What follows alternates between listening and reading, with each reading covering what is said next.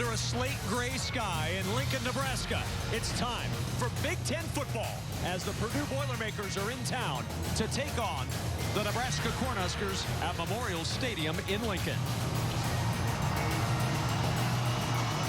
The Huskers opening up their home portion of Big Ten Conference play. Since joining the Big Ten, they're 6-1 in their Big Ten home openers.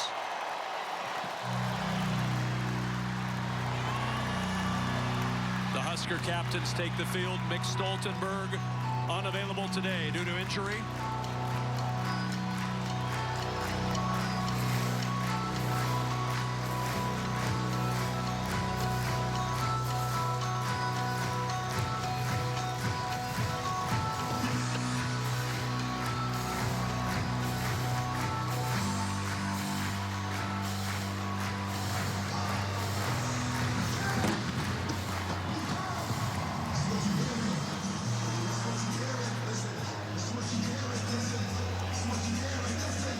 Sellout number 364 consecutive for the Huskers. And here they come onto the field before another sold-out crowd.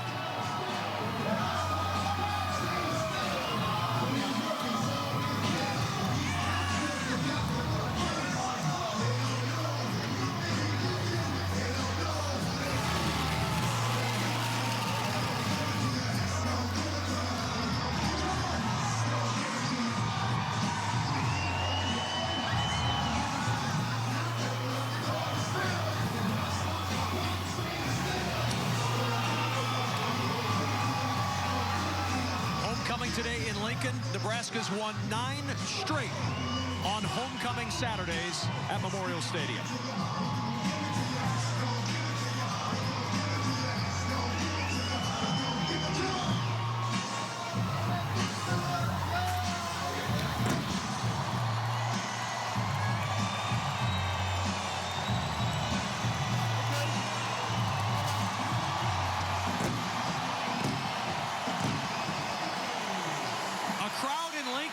That feels hungry for a win.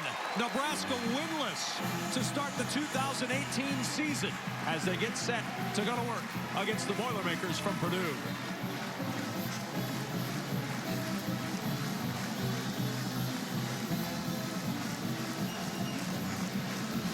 And here come those Boilermakers led by quarterback David Blau, hot on the heels of one of the more impressive wins in the non-conference season, knocking off Boston College last week. And good afternoon, everybody. Alongside Matt Millen, I'm Kevin Kugler. Welcome inside the booth at Memorial Stadium in Lincoln. We mentioned that Purdue win over Boston College. That was big because it's continued a string of great games from quarterback David Blau, who's had the hottest hand in the league. He has been on fire. In fact, the last few weeks, 72% in terms of completion percentage. Big Ten Player of the Week a couple weeks ago.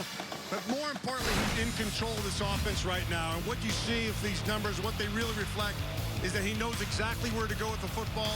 He's letting it rip in the words of the head coach. And when he does that, they're a much better football team. And he can't do it all by himself, Kevin. But there's a guy, I got to tell you, Rondell Moore, they call him the human joystick. This kid is a freak. He is quicker than a hiccup. He's a big play waiting to happen. Most importantly, for a football fan, he is fun to watch. He's a big play. Nebraska came into this season, Scott Frost first as head coach, with very high hopes. Adrian Martinez started to provide some excitement in that first game. Then he got injured. The good news, Matt Millen, is that Nebraska thinks they've got Colorado Adrian Martinez back today. Yeah, which is important because they're going to need all of Adrian Martinez and what he brings. And what does he bring? Well, he brings an ability to open this offense up with his feet. Anytime you can get a quarterback that mobile, you have to account for him. It takes numbers out of the box. But if they don't take numbers out of the box, he can beat you with his arm as well. He needs to be consistent in the pass and run game. He's going to have to carry a lot of the load, Kev, because they've been a little slow with other guys getting on board. Well, he's certainly the key to making this Husker offense going. With more on the freshman quarterback, we welcome in Lisa Byington. Yeah, Kevin Martinez even told us that this is the healthiest he has been since the preseason and prior to that Colorado game. I watched him in the warm-ups. There was no bear down warm-ups. He went full go. Now, the biggest adjustment he is going to have to make is dealing with wearing and playing with that knee brace. It's a first for him. This is week 2 of wearing it, but after practicing with the brace now for 14+ days, he says he now feels like it's almost an extension of his body. Nebraska is anxious to see now what this healthy Martinez can do. Now they need him to be as successful as possible because this team will go as far as Adrian Martinez at quarterback can take them. And the Huskers, who won the toss, have elected out of the gates to receive. They want to see what Adrian Martinez can do right away for Scott Frost's first Husker team.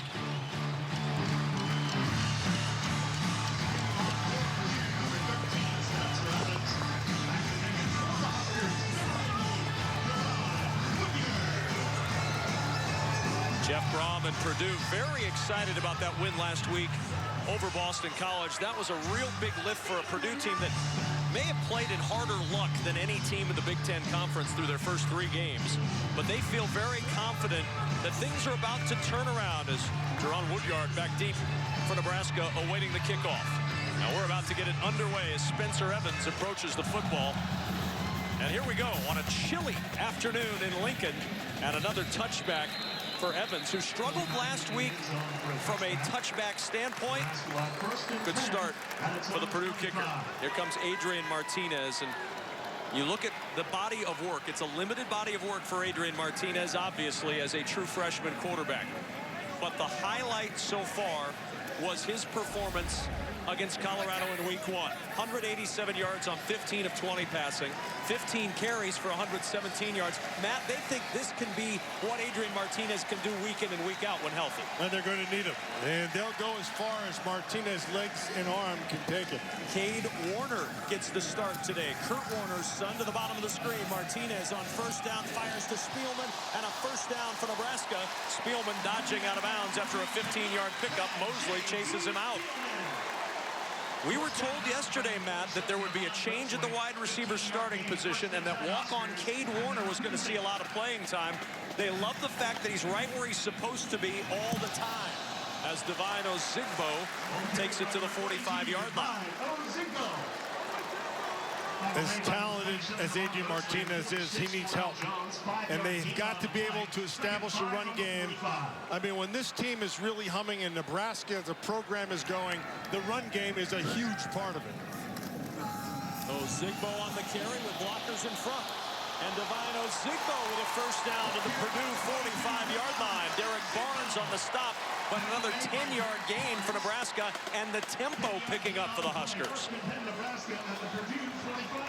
This is the tempo Nebraska wants to play. Quick to the line and quick to the snap. Sprint out. There's the tight end, Jack Stoll. And Stoll fights his way to the Purdue 41, a pickup of 4. When this offense gets in gear, that they want to play at a high pace. They want to get a lot of plays in. They want to wear out your defense. They want to wear out that defensive front. They got somebody down right now, and it looks like it's officials timeout. Barnes. That's not injured good for defensive Purdue. player. That's their best defensive player. 31 tackles and 3 sacks for the sophomore from Covington, Kentucky. This is a guy, Matt, that they want to use as a pass rusher to generate that pass rush. And Barnes slow to get up. Well, hopefully he's all right. With Derek Barnes, when he's their best pass rusher, he's their best linebacker, he's their best player on defense.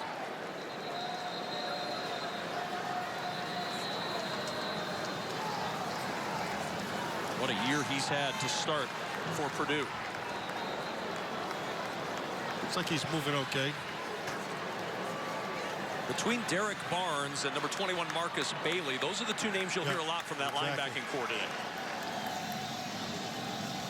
Tobias Larry on the field right now to replace Derek Barnes.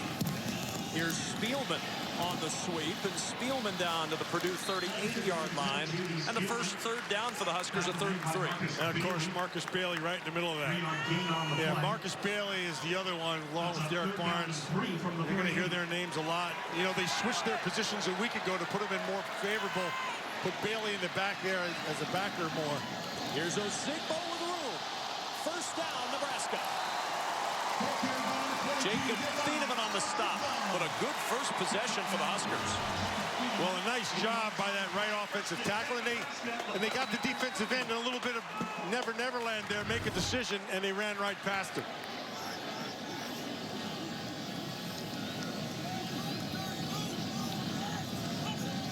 Spielman and Morgan to the top of the screen.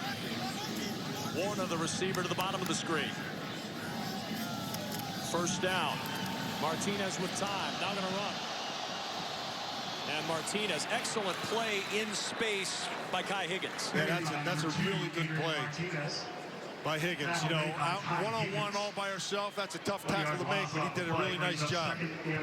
What he did is he kept his leverage and didn't lose it, then was able to use the angle. Loss of 1, 2nd and 11.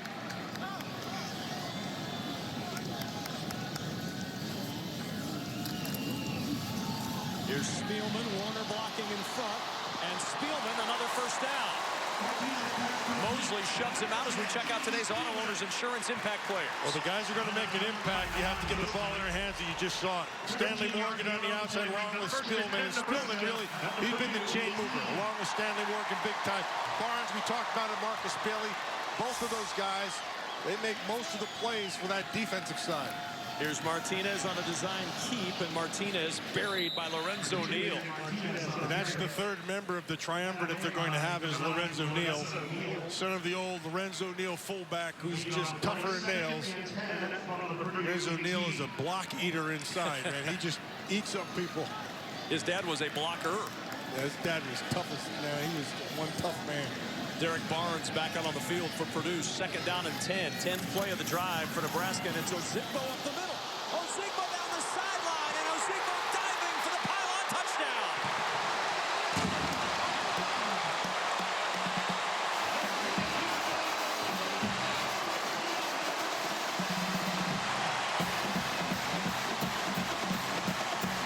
That's the kind of opening drive that Nebraska has been waiting for. You're going to watch him right here. Feet's in bounds. As soon as he hits that pylon right there, that's 6. That's a good call.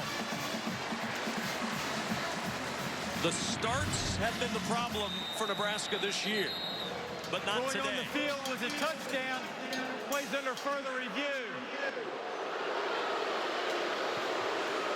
Ron Snodgrass is our referee. Going to take another look at this one. We didn't see anything on initial review, Matt, that would indicate this one's getting overturned. Nah, it's a good call. He didn't go out of bounds. He's in all the way. Foot doesn't go out of bounds, and he touches right there.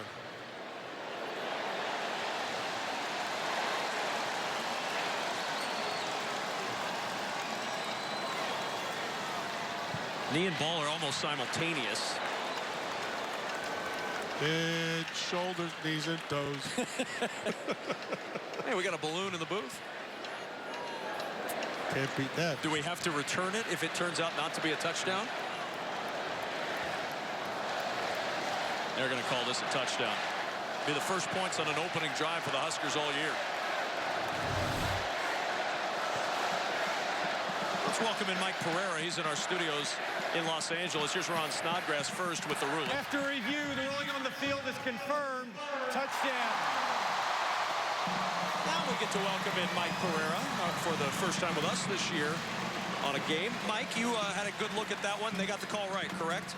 Yeah, they did. And if I'm the replay official, I think it's a good stop. I mean, when you're looking at a scoring play like this, we gave him great shots. Actually, the ball breaks the plane before it touches the pylon, so easy to confirm. Mr. Pereira, always a pleasure. We'll hear from Mike Pereira throughout the broadcast today. Barrett Pickering's extra point makes it 7-0. Good start for the Big Red at home.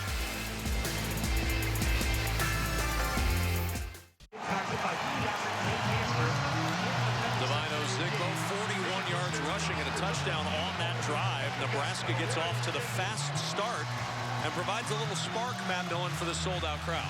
Yeah, what they haven't had, and they need to start fast. They've not had that all season long, and they really haven't had a healthy Adrian Martinez.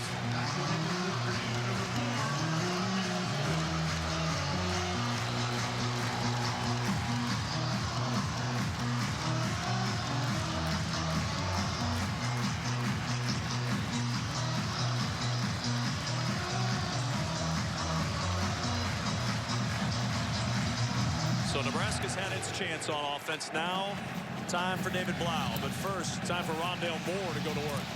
Moore with a little crease And Moore across the 25 and down near the 28-yard line. Trey Neal makes the stop. And this Purdue offense, which has been revving at a high gear, coming out with David Blau, the senior quarterback. In his career against Nebraska, this is game 4. Only 1 interception in 114 pass attempts. He's thrown 6 touchdowns and over 700 yards against the Huskers. From the 29, Purdue to work.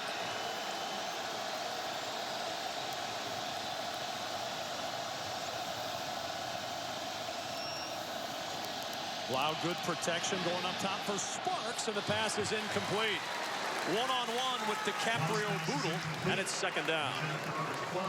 Let's check out today's Auto Owners Insurance Impact players on this side, Matt. Well, DJ Knox is the running back. I really like him a lot. Rondell Moore, you're going to see him. He's a big play waiting to happen. We talked about Jackson and Gifford are guys are going to have to play exceptionally well. Gifford's going to have to give them some kind of a pass rush.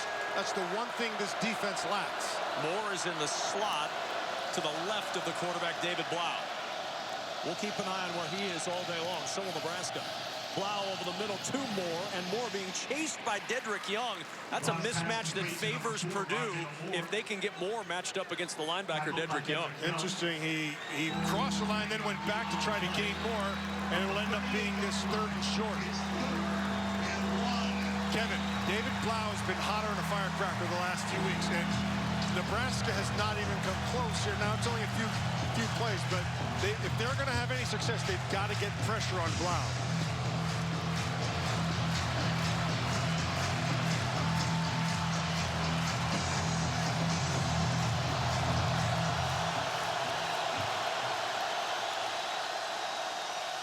Motion from Hopkins. 3rd and short.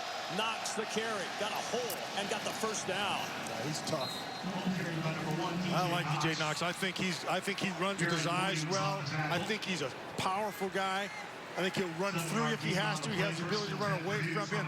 I think he's the best running back they have in this roster.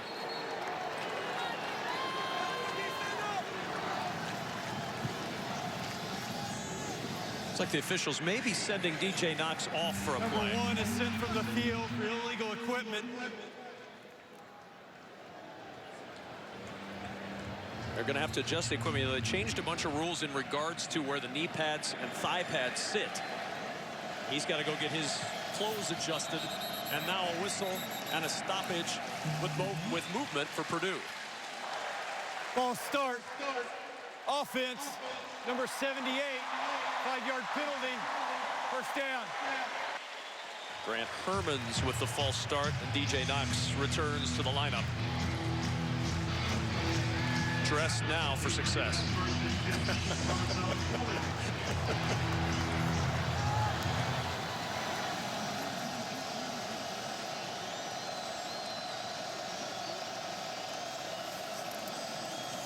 Blau to the sideline, and he finds Isaac Zico. Zico chased out by Lamar Jackson at the 46, and a flag down on that far sideline. Flag on the front. Ineligible receiver downfield. Offense, number 89 was covered up. 5-yard penalty. 1st down. Purdue going the wrong way here. 89 is covered up. You take a look at the receiver, so he's on the line of scrimmage, which makes him ineligible. 89 is Brad Hopkins' son, Bryce Hopkins, the old tackle from the Houston Oilers and Tennessee Titans. And that kid's talented. He's got really good hands. He really had a good game against Boston College last week. Motion across from Terry Wright. Quick toss to Moore, and Moore is buried. Khalil Davis came back to get him. Well defended by Nebraska. They were expecting to see, with the motion of Wright move out, that the defender would expand with him, and they didn't do it. They stayed in the zone. He probably should have gotten out of that. 2nd down and 19 for Purdue. First road game of the year for this Boilermaker squad.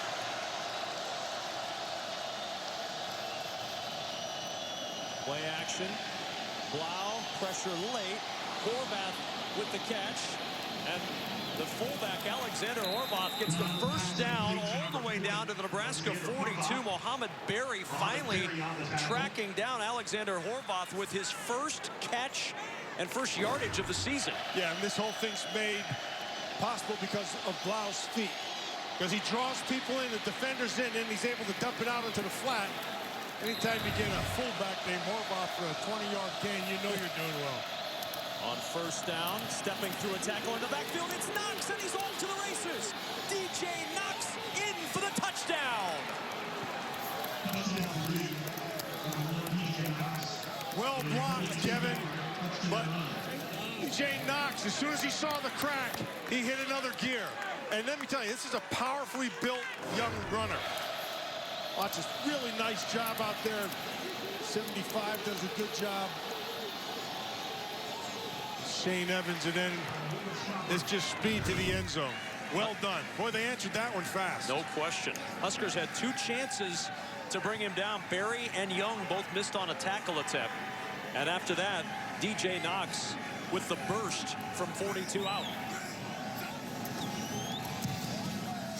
And we're knotted up at 7 apiece as Purdue gets on the board. Kept it along. DJ Knox run. DJ Knox proves right here, it doesn't matter what kind of equipment you're wearing. When you got the hole, you got the speed, you're taking it to the house.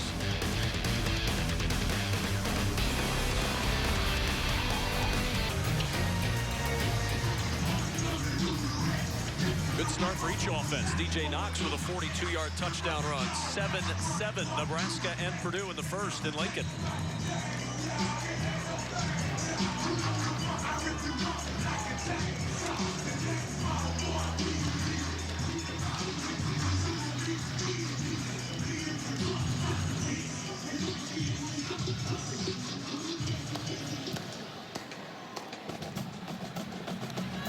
Woodyard will let that one sail through the end zone and out to the 25. Not a surprise, Matt, to see this Purdue team with a big play.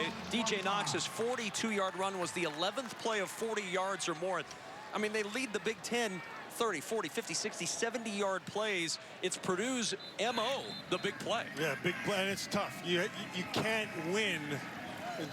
Going against a team like this, it's hard to beat a team who has big play capability.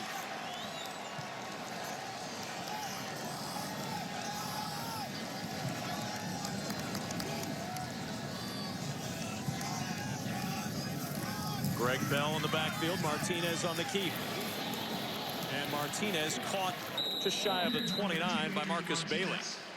You know, Kev, you and I, we were watching film this week, and as we were looking at the stuff, we were saying, you know, this might be one of those games that comes, whoever has the ball last wins, because these offenses, if they're on, they're really good, and both defenses struggle a little bit. Martinez to the air on second down. What a throw and a terrific catch by Spielman, who hung on through the hit of Antonio Blackman. Spielman continues to just keep getting better. A nice little route. He's going to sit right inside net, but the ball's right where it has to be, but good toughness on the other end. From midfield on first down. Good protection for Martinez, but nobody open. And now as he tries to run, he's tripped up by Giovanni Revere. Tackled by Giovanni Revere. Looking on point, 2nd and 10 from midfield.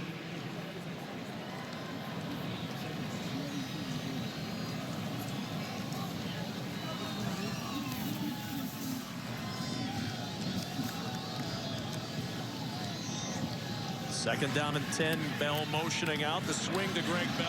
Looking for a block. And Bell down at the 46 of Purdue after a 4-yard gain. Jacob Thieneman first to get there. Yeah, so it's just going to set up this third down. This is where Purdue has to be able to get off the field. Third down in their conversions, sometimes they've struggled, but they've got to be able to generate a pass rush in this passing situation. Got to get off the field on third down.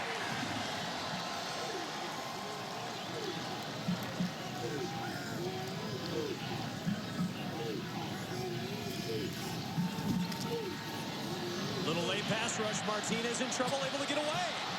And Martinez close to the first down, but looks like about a half-yard shy. And a decision now for Scott Frost. Yeah, and Derek Barnes, he went off earlier. He's the guy who can rush the passer. He had a chance of getting Adrian Martinez, and they're going to go for it here on 4th down. Crowd likes it for now. It's Bell in trouble, and he didn't get there. Nope. Anthony Watts slams the door on the Huskers' 4th down try.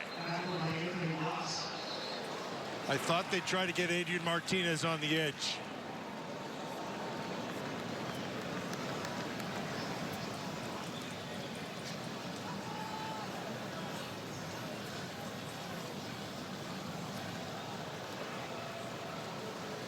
Watts just a sophomore out of Houston, Texas. Runner did not need the line to gain. First down.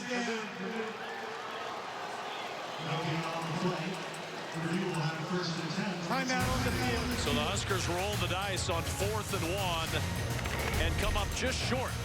Good play by sophomore Anthony Watts, holding him shy of the yard to gain. Boilermaker fans fired up in Lincoln. See if Purdue can duplicate their success from drive 1. It's a flea flicker as Jones back to Blau, and he's got Zico all alone. Zico inside the 20 and caught at the 11-yard line by Lamar Jackson. And Kevin, a better throw gives them 6 points. He had to wait for that ball, and Jackson was able to recover. But they bite hard on this. He's right in the middle of the field. There's nobody there. Blau gets more air and puts it out in front of him.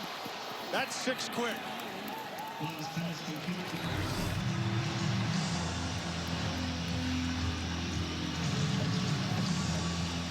Two big plays already, still in the first quarter for Purdue. That's Moore in motion. Moore on the carry, trying to get to the edge, and Moore ridden out of bounds by Aaron Williams inside the 10 at the 8.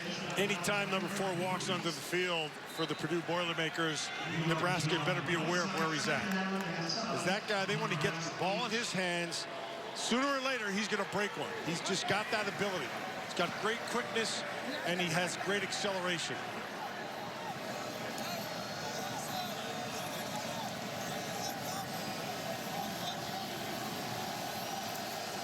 Trying to figure out their woes in the red zone. Purdue to work. Yeah, watch the tight end here in the slot down the bottom. Bryson Hopkins.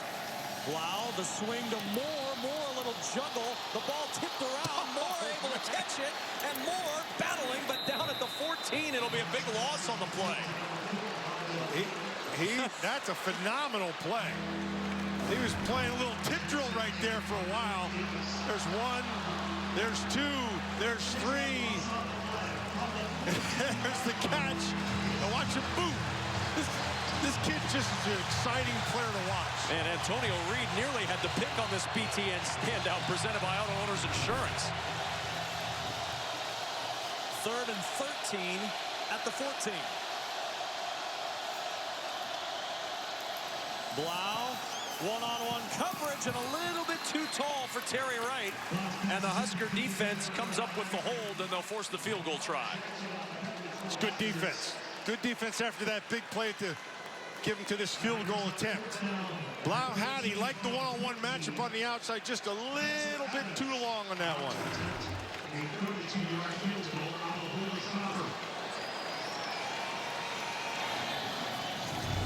No harm, no foul.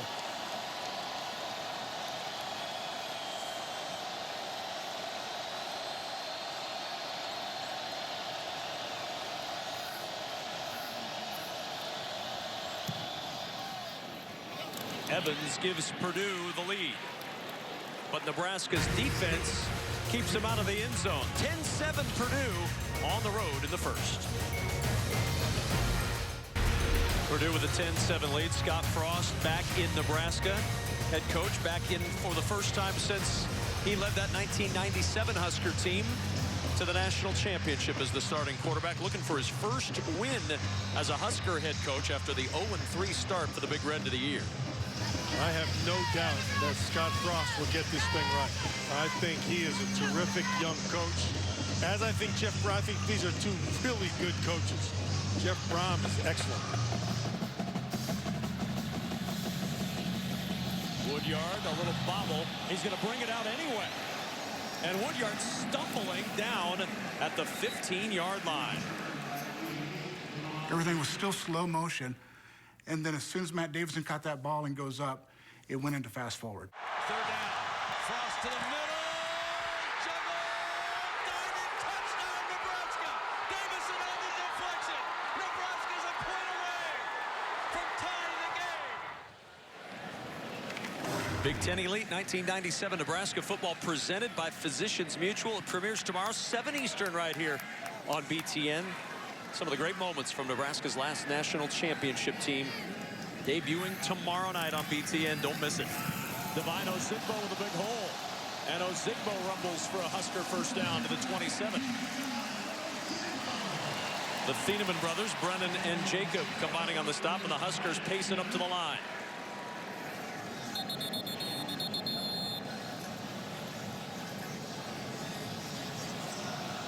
And Jacob Thieneman is going to be asked off. Defensive player.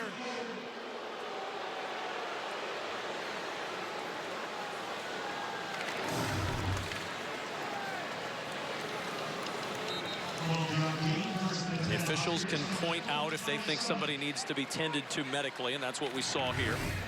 Jacob Thieneman will be checked on the sideline.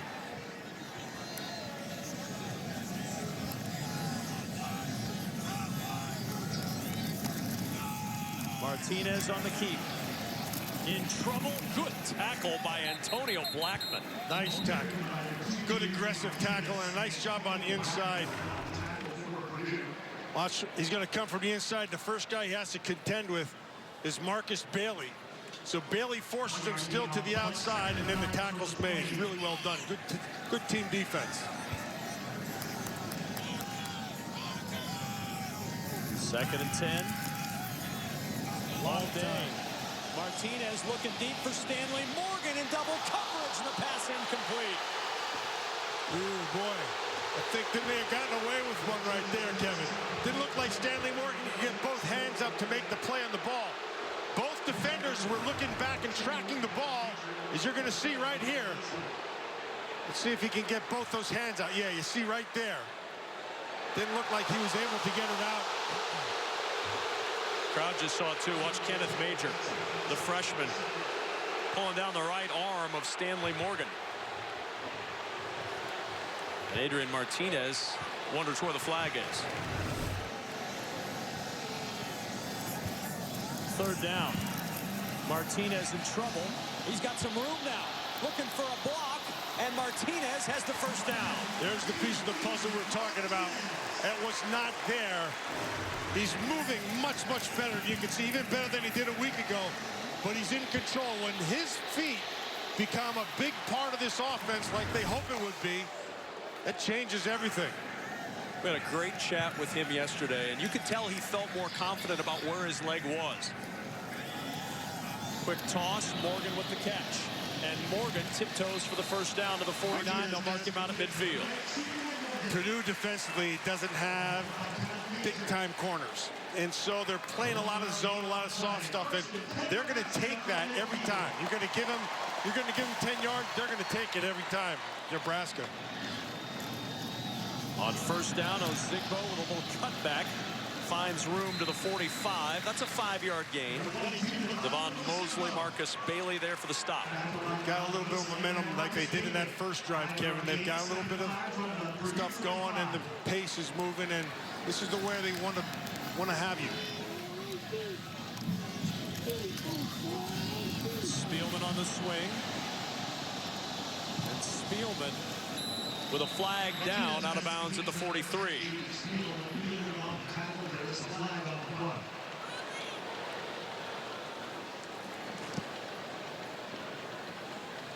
J.D. Spielman, of course, the son of Rick Spielman, the Minnesota Vikings general manager, known for a long time.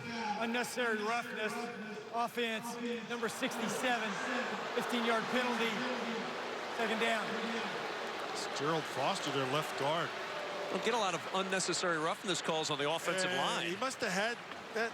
Hopefully we can find it. He must have had somebody, and while he was down, maybe little belly itch or something. Who knows? Gave him the business? Yeah, gave him the business. It's a very oft penalized team, this Husker team. 10 last week in the loss to Michigan.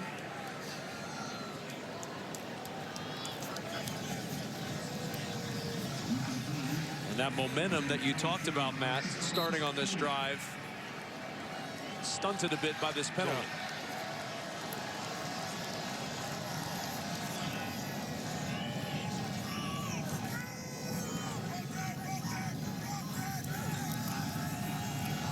With time, too tall for Ozigbo.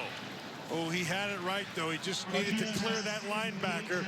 He was waiting for Zigbo to get down into the slot, into that seam, rather.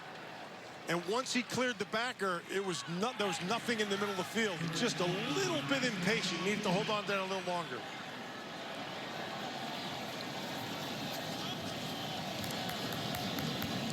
Martinez 6 of 8 for 69 yards, 3rd and 20.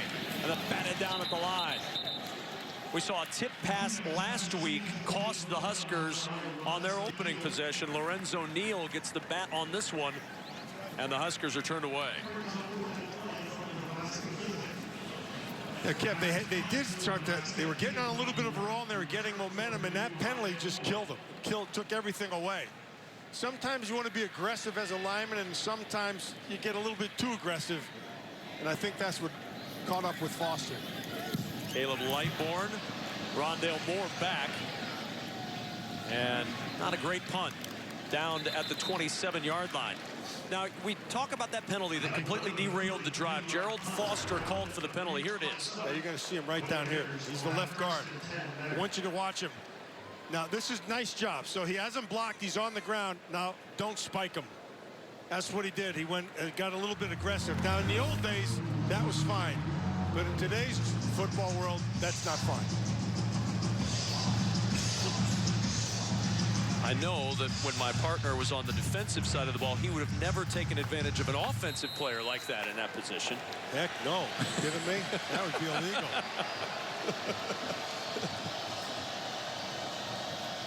There's Blau on 1st down. Looking for Bryson Hopkins. He's got him one-on-one, and the tackle made by Will Honus as we go downstairs to Lisa Byington. Well, Kevin and Matt, the last time Purdue was on offense when Rondale Moore did the hot potato drill, and when he came off the field, it was his head coach who met him first. Jeff Brom telling him, hey, you make that catch first, then you turn, and I guarantee you that's a touchdown. Don't make it tougher on yourself than it has to be.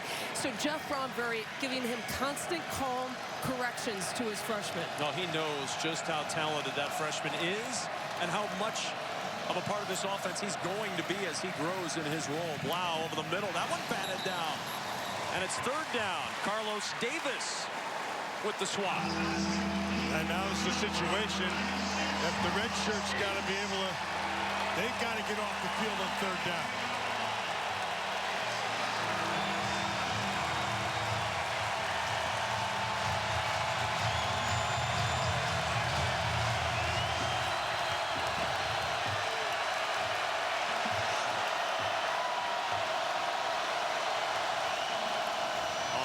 Down blitz coming. Blau to the air. He's got his tight end. And Bryson Hopkins with a 1st down at the 44. That's a great job by Blau. Ball's where it has to be.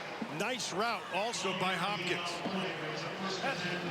And that is the end of the 1st quarter of play in Lincoln, Nebraska. Scott Frost leading his team out looking for win number 1 in his tenure as the head man.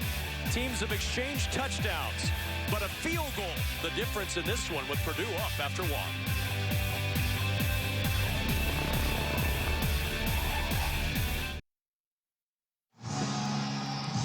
We got to look at Elijah Sindelar warming up on the sidelines.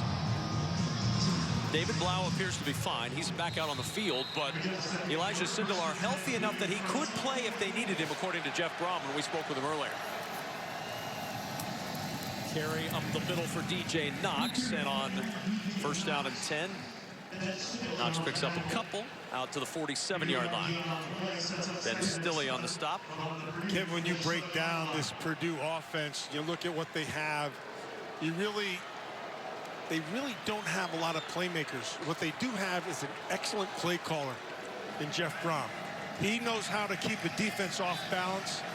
And anytime you show a little bit of a weakness someplace, he takes advantage of it. That's Moore in motion.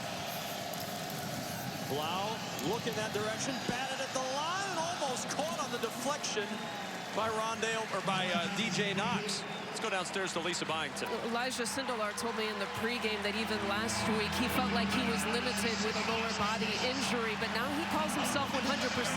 When you watch him, he's here on the sideline. What he's doing to help David Blau is he's watching the backside of the play, he told me. While David Blau is paying attention to the play side, Sindelar's going to help him on the backside and give him intel. Sindelar has that experience. 3rd down and 7. Blau under some pressure, but the field wide open to run.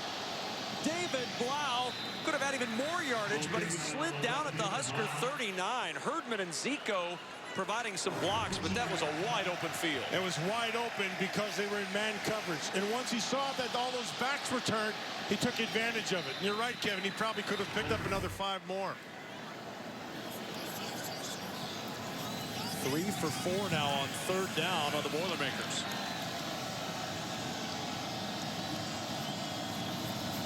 Zico, the motion man. Blau finds his tight end, Bryson Hopkins again. And Bryson Hopkins picking up where he left off last week. Antonio Reed with the tackle, and Reed still down. And so is Blau. And this is a fast, quick read by Blau. He sees him immediately, so his eyes are down the field. That was a great decision and a quick decision. So Antonio Reed still down after making that tackle on Bryson Hopkins. Kevin, we talked about David Blau in the pregame, that he's been on a tear. And 72% percentage the last few weeks. He's seeing the field really well right now. Blau has Purdue on the march again.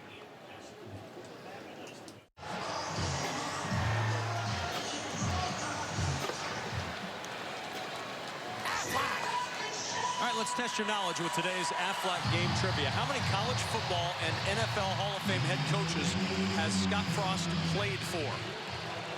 The answer for you coming up just a little bit. Scott looking for a little defense right now.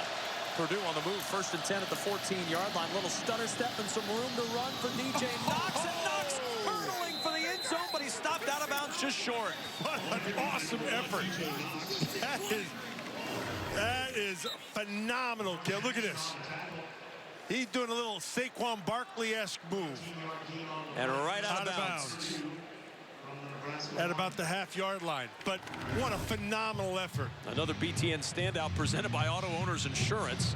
DJ Knox, 4 carries, 65 yards. Horvath and Knox in out of the eye. And it's Knox, and Knox scrambling for the goal line just short. Good call by the official. The knee was down, the ball wasn't crossed.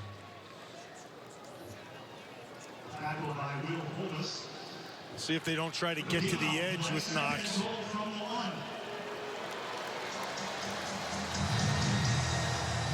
And it looks like Will Honus down now in the end zone for the Huskers.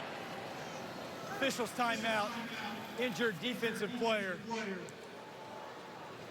Honus, the junior college transfer in from Butler Community College this year. One of the first guys Scott Frost picked up when he and his coaching staff took over this program.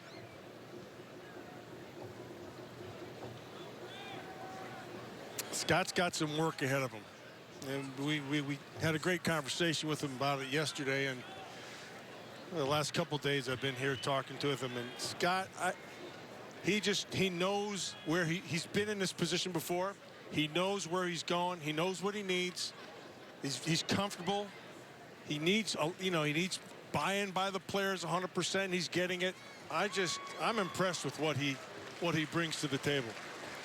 Well, one thing he'd like to avoid are starts like this. Yeah. Coming into play today, they've been outscored 37-7 in the first quarter. Behind again after this first quarter. They outscored 73-28 in the first half. And since 2016, Nebraska's been outscored by 80 points in the first quarter and 163 in the first half. It's hard to win games, and they haven't won many since 2016. They fall behind consistently, and playing catch-up's not an easy thing to do. And Blau on the quarterback sneak on 2nd and goal. No signal yet. They'll unstack the pile. Did David Blau get in? No word yet. And it's a touchdown. Touchdown, Purdue. 1-yard touchdown run by Blau.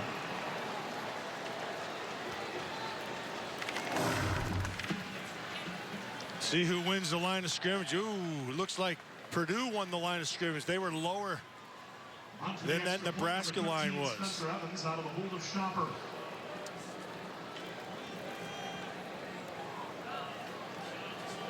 And somewhere in that mass of humanity is David Blau with the football.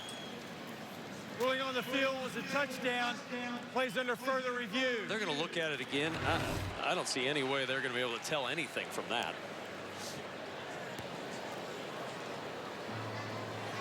He went into a pile with a whole lot of players. And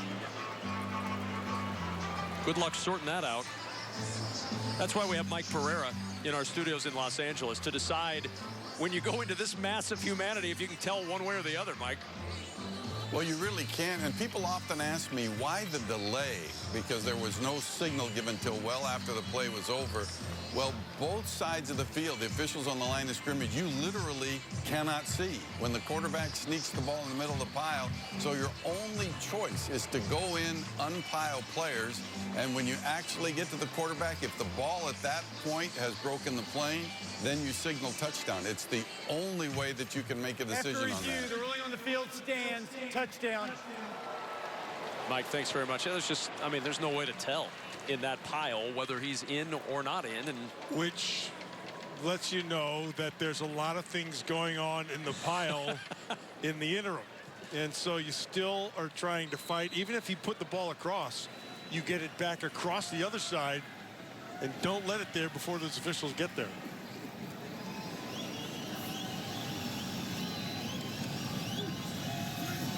Ten-play, 71-yard drive for Purdue and a 17-7 lead on the road. Purdue's all smiles right now, flying high on the road in the Big Ten as David Blau and the Boilermakers enjoy a 10-point lead on the road.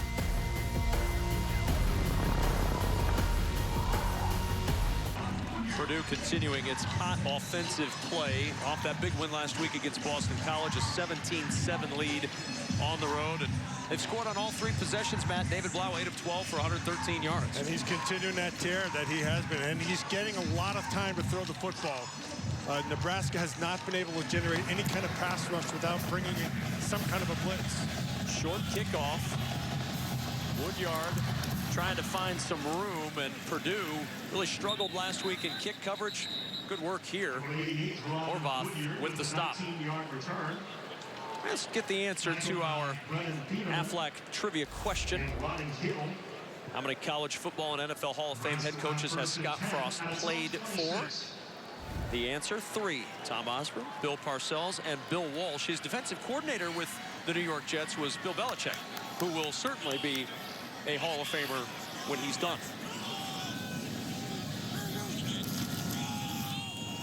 Divine Ozigbo driven back as he gets close to the 32 by Mosley and Barnes.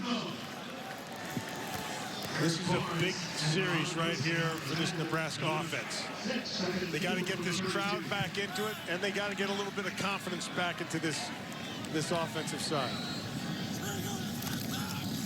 Second down, swing pass to the tight end Jack Stoll, and he dropped it.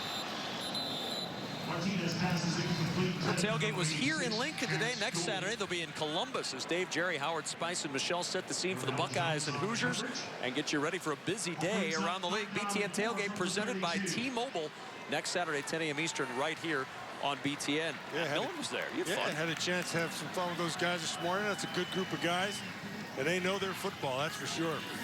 3rd and 4. Martinez with time, going up top, one-on-one with Morgan, and he just led him a little too far. Coverage from Antonio Blackman, and Nebraska with a quick 3 and out. And that's a big series right there for that Purdue defense. They needed to get them off the field, but Nebraska needs to get something going offensively. They started off like house on fire, and now they've kind of slowed down a little bit. And the always dangerous Rondale Moore awaiting the punt from Caleb Lightbourne.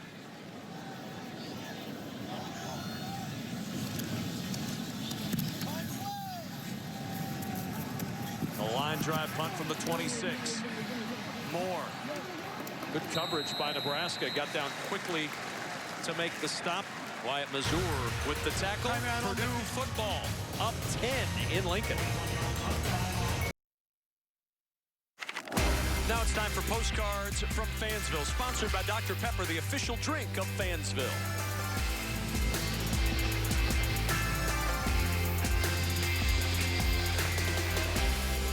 Now the first score elicits balloons aplenty being released in Lincoln. Husker fans were quite excited at that moment, but since that touchdown, it's been all Purdue, up 17-7, and the Boilermakers with a football again in the arms of Markel Jones, and Jones advancing it from the 32 to the 37. 5-yard gain on the play. It's sellout number 364 consecutive in Lincoln for Nebraska football dating back to 1962. But Matt, this big crowd has been taken out of this game right now by a Purdue offense that's been consistent and a Purdue defense that's stifled the Huskers after the first drive. Yeah, they've got to find their way right now, and the best way to do it is to get out of here 3 and out. 2nd down and 5. Not much there for Markel Jones. Maybe a yard. Luke Gifford on the stop. Well, they'll set up this 3rd down, which they're going to have to. This is the down. So it's 3rd and 5-ish. Got to get off the field right here. They have not been able to generate a pass rush. Blau has had way too much time to be able to throw. And in situations like this, you're going to look at one of 2 guys. You're going to look at Rondale Moore, or you're going to look at Hopkins, a tight end. Both are set to the same side.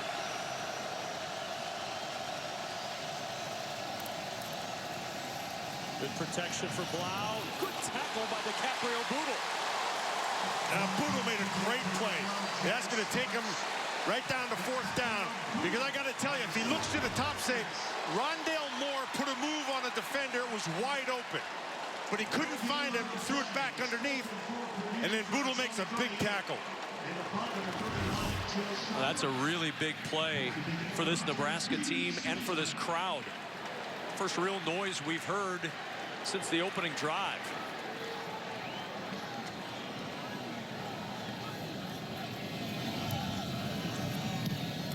Fourth and 4, Spielman awaiting the punt.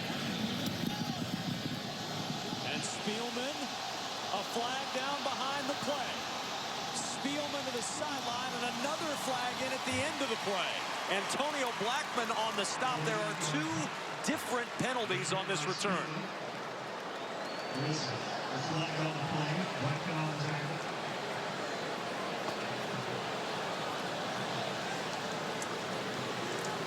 Showed you the penalty numbers against Nebraska earlier in the game. 3rd most per game in all of college football, over 10 per game this year. There are 2 fouls on the receiving team. Holding receiving team number 2. That penalty's declined. Illegal block in the back. Receiving team number 26. Half the distance. 1st down. Timeout. C.J. Smith picks up the block in the back that was accepted. See it right there. As Spielman makes his first move, that got flagged.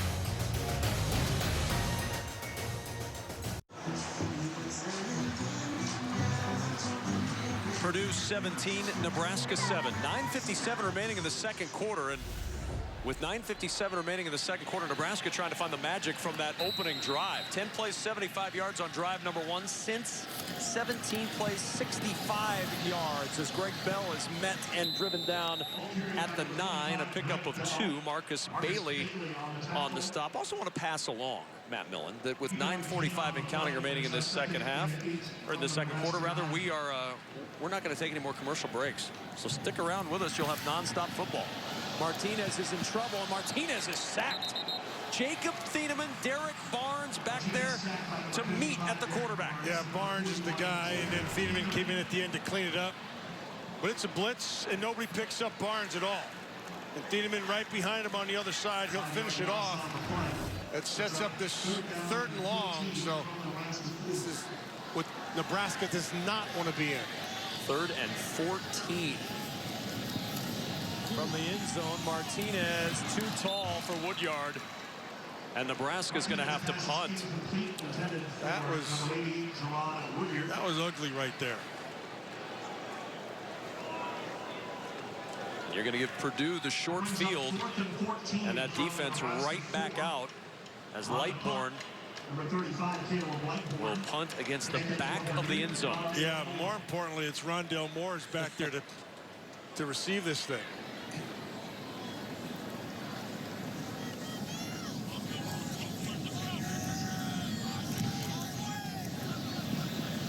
Here's Moore. Fair catch called for and made at the Purdue 49. You can relive the moments from Nebraska's last national championship team. It's Big Ten Elite 1997 Nebraska football, presented by Physicians Mutual, premiering tomorrow 7 Eastern right here on BTN. I think Scott would take a few of his teammates from that team on this defense right now to try to get a stop, whether it be Grant Wistrom, Jason Peter, or others out there to run around, make a few tackles right now. Teaching moment on the sidelines with Scott Frost and Woodyard.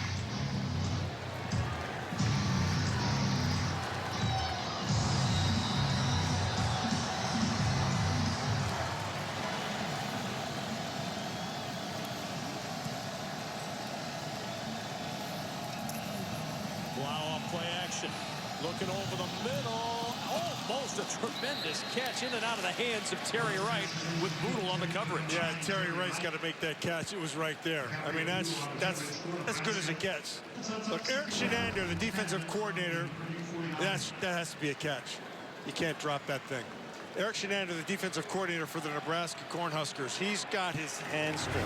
He does not have a guy who can rush the passer. They come right down the middle of the players. They're not on an edge all the time. There's way too much time for Blau to throw. Pressure coming. They have to bring somebody from the edge. Blau on the run, and he threw it away. Deontay Williams providing that pressure. DJ Knox has made the most of his 5 carries today, Matt Millen, whether it be this long run here for DJ Knox with a little bit of power. DJ Knox here down the sideline with the speed, or DJ Knox going airborne. However you look at it, 5 carries, 65 yards, an average of 13 yards per carry for DJ Knox. Not too shabby. Really, that's a testament to the play calling, because he's keeping them off balance. They're going to need something here in this 3rd and long. See what Nebraska comes up with. On 3rd and 10.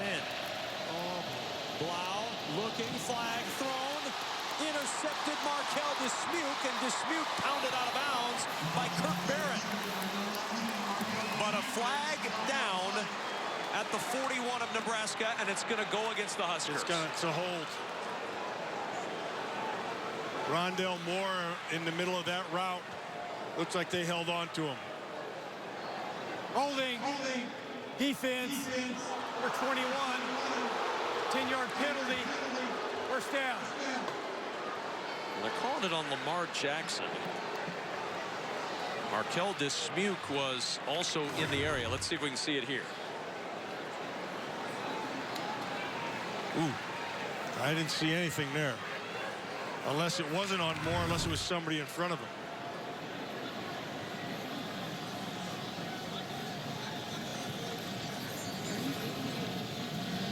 Giant penalty. A turnover turns into a first down for Purdue.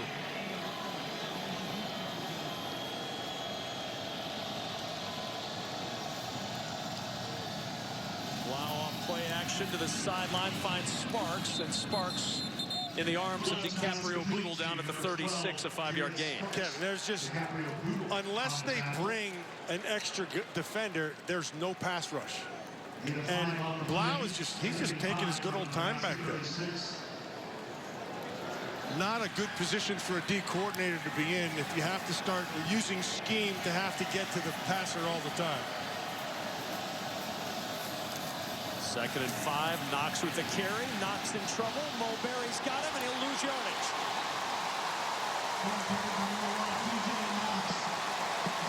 Nicely played by Barry. Going to set up this 3rd and long. This is a position that you want to be able to get this offense into. Watch Barry. Nice read. Just bounces to the outside. He saw it and attacked it. Little pace now for Purdue. Blau to the air. We've got a whistle. And this one may have been stopped before it started. Timeout, I think, by Nebraska. Prior to the snap, charge timeout. Nebraska, they're first.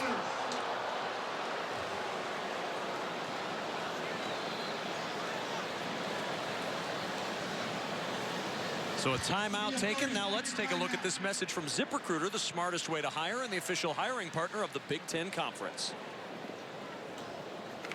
Some job boards give you tons of the wrong resumes. That's not smart. Then there's smart. ZipRecruiter finds people with the right skills, education, and experience for your job and actively invites them to apply, so you get qualified candidates fast. That's why ZipRecruiter is rated #1 by employers in the U.S. ZipRecruiter, the official hiring partner of the Big Ten Conference. Try it for free at ZipRecruiter.com/Big Ten. Matt, critical 3rd down here for both of these teams. Purdue trying to keep the momentum going. Nebraska looking for a stop on 3rd and 11, and he can't even look. Yeah. Well, what he's thinking about right now is that they're going to sit in a zone, which looks like they're in a 2 deep right now. And if they do that, that means they're going to bring 4 people. They have not had success getting to Blau with 4 guys. 3rd and 11, 3-man rush. Blau in trouble, able to break 1 tackle. Blau pounded down at the 43. Ben Stille finally able to finish him off. Caleb Tanner went airborne to jump on top. They got the pressure they needed, and that's on Blau. Because he needed to take his time and let things develop, but instead a little bit of a rush right there, and then the black shirts were able to get after him. Deontay Williams going high. Kim, why do we call them black shirts when they're red? It's all practice. Is that what that is? It's all practice jersey, those black shirts. Big stop for the black shirts. And Purdue to punt. Spielman with a fair catch at the 11. Time to check in Chicago. Mike Hall's got a BTN studio update. What's up, guys? Let's check in on the other Big Ten game right now. Northwestern strikes first. This is a plunge in from their quarterback, Clayton Thorson, and we're 5 minutes into the ball game. The Purple's up 7-0. Touchdown, Northwestern. Well, good start for Northwestern. Nebraska got way more than they wanted to see from that Michigan team a week ago, losing 56-10 up in Ann Arbor. Yeah, that was ugly last week. Down 17-7 at home. Martinez from the 12. Divine Ozigbo has a hole. And Ozigbo with a good cut. Ozigbo caught across the 45 by Jacob Thieneman. Thieneman took the angle, and it worked for him, because if he didn't have a better angle, he was off to the races.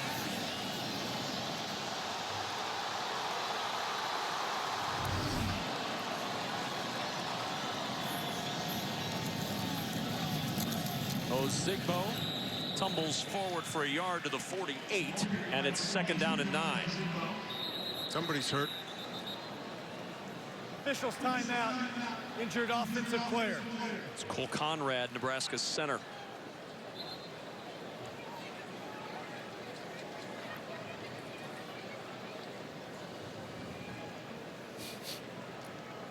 That's going to bring Tanner Farmer into the game. Tanner Farmer, one of a couple of Huskers that was a little under the weather this week. They had a bug go through this team earlier in the week, Matt. Maurice Washington, the talented freshman I-back that I know you like. Yes. Tanner Farmer, offensive lineman, did not start today. Bo Wilson started at right guard, but now Tanner Farmer on the field with the injury to Cole Conrad. And even with the braces on, somebody got him and somebody rolled up on his legs inside.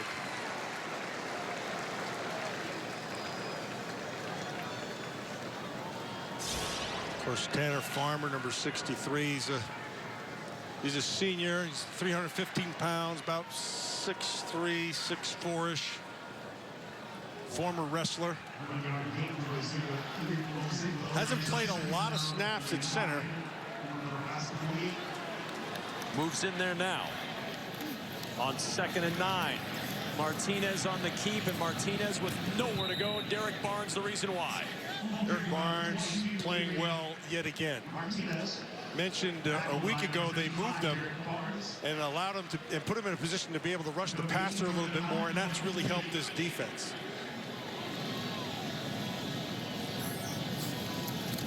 Martinez with pressure coming. Martinez in trouble. Hit, and the pass incomplete.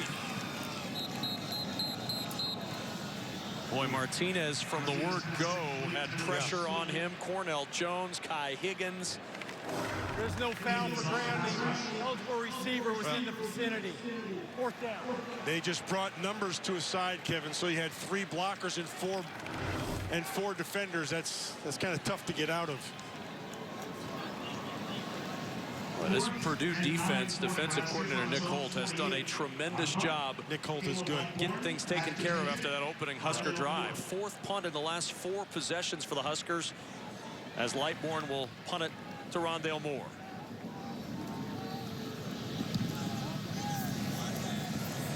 Makes a big hop over the head of Moore, but into the end zone for the touchback.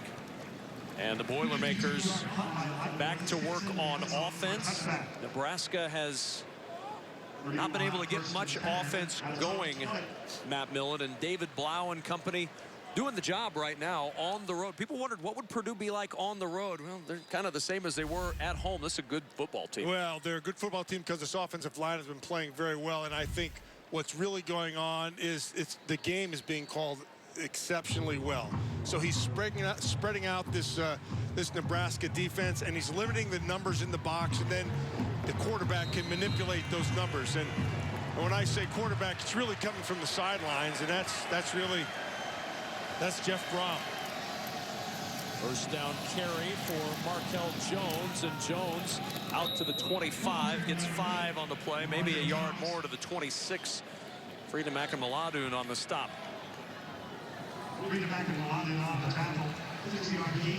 This Purdue team 1-3 on the year, but those 3 losses by a combined 8 points. 2nd down and 4. Tripped up with a first down, Markel Jones, but a flag in behind the play.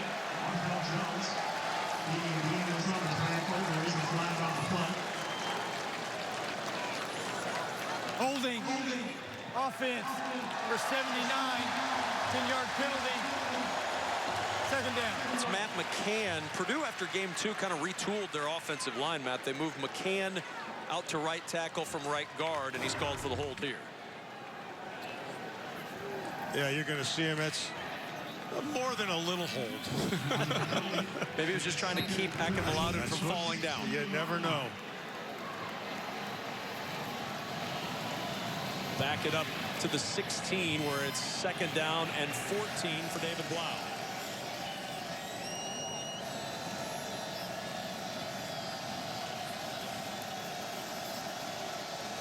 If you're looking for Rondale Moore, he's in the slot to the top of the screen, nearest the line.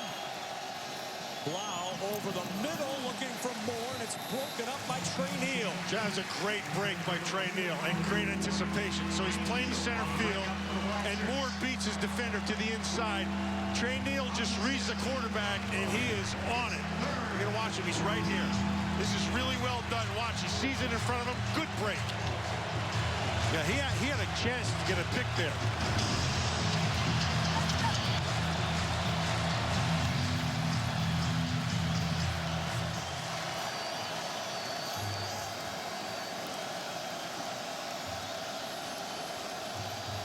a two-deep look. Empty backfield on 3rd and 14. Blau on the run. He's got room to run. Blau turning on the Jets. First down for David Blau. Second big scramble of the day for the senior quarterback. Yeah, I don't know if we can get it. If we get an all 22, you're going to see they're going to have the slot. Yeah, it's no big deal here. You're going to see the quarterback who looks at it right away. Looks to the left side, knows the right side has been vacated. He's going to look over here first, and then he's going to come back, and he sees 3-on-2, and everybody's cleared. So he's going to take advantage of that green. Purdue finding ways to convert on 3rd and long. A continued problem for this Nebraska defense this year, getting teams off the field on 3rd and long. No pass rush, Kev. That's the bottom line. Here's Jones to the edge against Boodle. Got the corner, got the first down. You're trying to balance the back end with your front end. If you can't get anything out of your front, you have to bring extra people. And when you bring extra people, you're taking a chance on your back end. So they went 3-on-2 to the top side because that's what Rondale Moore does to your offense and to your defense. It makes you have to account for him.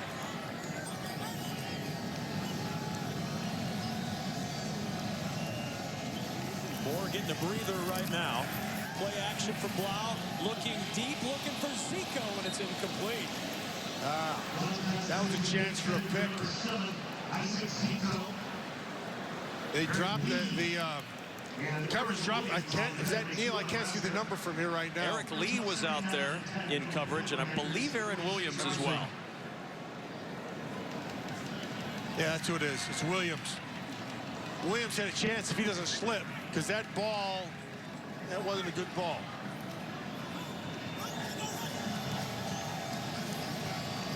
Blau 10 of 18, 118 yards on the afternoon.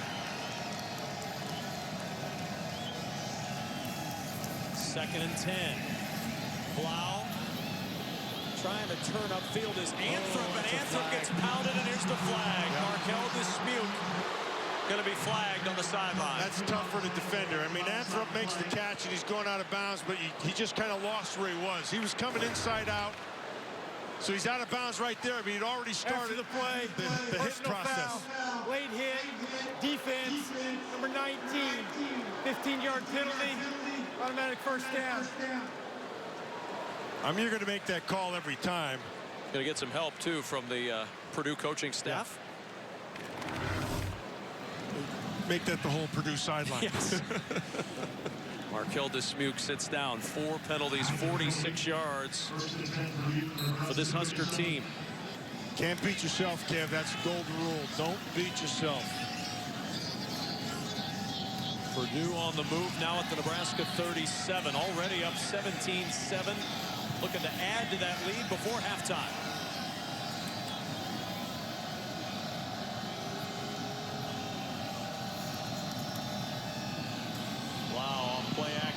Horvath on the sideline. Fullback had a big catch earlier to convert and get a first down. This one picks up 6 to the 31. This is nice by Blau. So he's looking downfield. He doesn't get what he wants.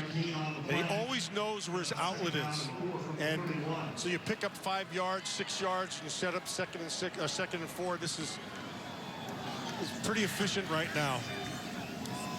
Blau's been continuing that tear that we talked about for the last 2 weeks.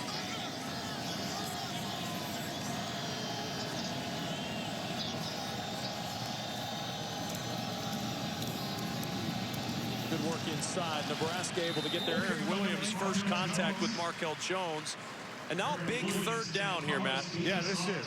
They've got to be able to at least hold them to some a field goal attempt, which would be around a 50-yarder or so. 49 yards. They got to get him off the field right here. See what they do. They don't quite trust their man coverage, so they've been playing a lot of zone. The 2 times that they have gone to man, Blau's beating him with his feet. Yeah, they did go man. And Blau going deep, looking for the end zone. That pass incomplete, and a flag against Boodle.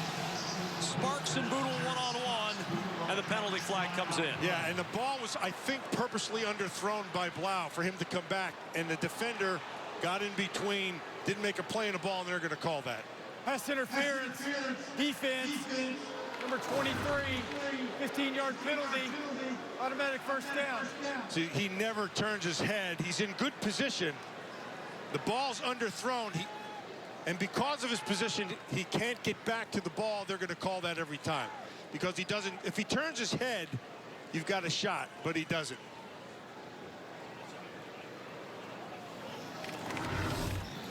Nebraska really, Matt, yet to play a clean football game this season, whether it be penalties, turnovers, whatever. Yeah. Well, and it certainly has not been a clean half for the Huskers. No, it hasn't. And that penalty bug's been biting them in the rear end all season. Got to clean that up. From the 16 on first down, Blau over the middle. There's Rondale Moore, the tackle made by Dedrick Young after a pickup of 6. Third trip to the red zone today for Purdue. We showed you earlier, only 44% of their drives this year have resulted in a touchdown in the red zone, but already 1 out of the red zone today and looking for 1 more. Well, if I see man coverage and I have Rondale Moore on the field, I'm going to him every time. There's nobody out there who can cover him one-on-one. He is so quick. He's up in the top in the slot. Matched up with Aaron Williams. 2nd and 4. The run play and nowhere to go for Jones. Good tackle by Deshaun Neal. Kind of pulled him back from behind at the 9.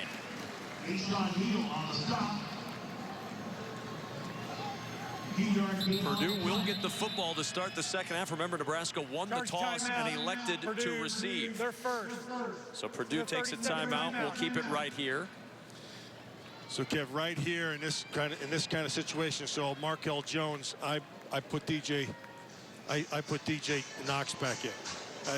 To me he's a little bit better. And then I want to be able to isolate my best player, and that's going to be Rondale Moore. If they go to any kind of man coverage, you go to him right away. And then the third guy is going to be the tight end. And if you can get Hopkins with any kind of one-on-one, you got to like him because he does a great job of catching the ball in tight coverages. Plus, he's got good range. Bryson Hopkins, good look at the 6'5" tight end. Had a big game last week against Boston College. Hopkins has shown up to the tune of 3 catches for 40 yards today. 4 for 7 on third, and a big third down here for Purdue. Moore up in the slot. Looks like you're going to get man up there unless they cut him from the inside, which I don't think they will. It's Markel Jones still at running back. 3rd and 2. Blau looking, throwing the fade, and he threw it too far for Jared Sparks. Yep, he had the man coverage. Yeah. He likes that matchup on the outside, but give me Rondale Moore every time. Field goal unit will come on. Yeah, you're going to watch. Here's Moore, and they're already backing off on him, right? So they're going to try to go to the end zone, and this was a call play. They were going to take it right away. So that's where he had to go.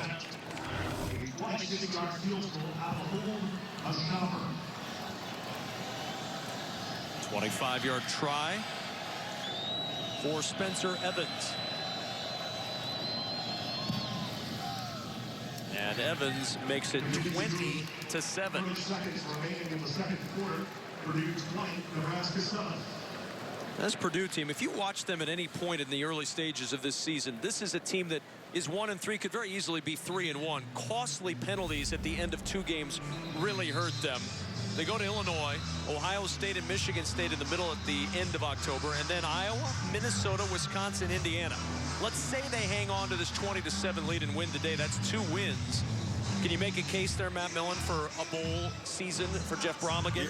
Absolutely, because this team is going to be in every game. I mean, they'll struggle against Ohio State because Ohio State will score a lot of points on them. But every other team, every other game that they have on the slate there, they're all winnable games for this Purdue team. And they're not going to be easy games. They're going to be tightly contested. Even a team like Wisconsin, at home, is going to be, they'll be in that game. I think this team, as they gain confidence, is going to do nothing but get better. Jeff Brom was wondering what his team would be like on the road. That was one thing he didn't know. Coming here to Lincoln today, I'd say the early returns are very positive for Purdue on the road. Yeah, well, he's going to go against some teams that can rush the passer, and that's going to change things a little bit. Saw Ohio State on that schedule. That's one that can rush the passer.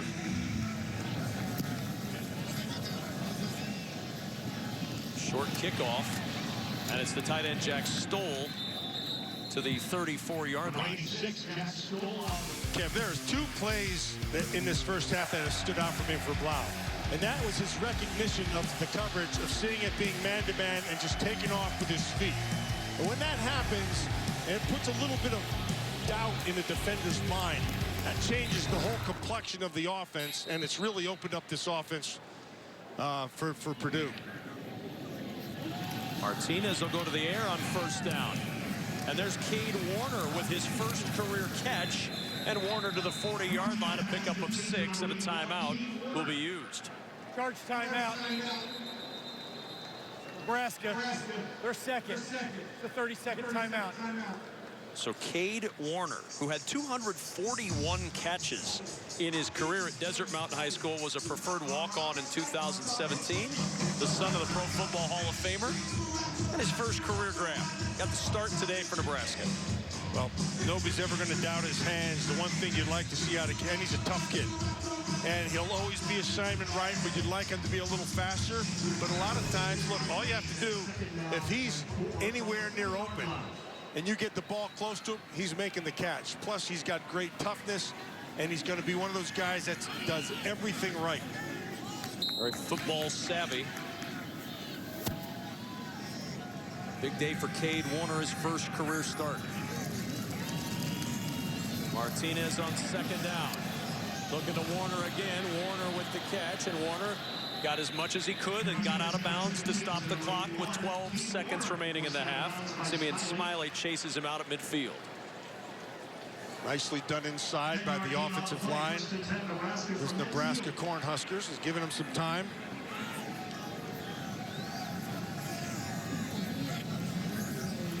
First and 10 from midfield. Still have a timeout left. Martinez with time throws a little too tall for Warner. That's on Martinez. So Warner came back to the ball nicely. Would have been a first down. He needs to bring that ball down a little bit. You've got 6 seconds left. You might be able to do maybe an out and then take a shot to the end zone, but you're not going to get anything deep enough to take a shot unless he takes a shot here.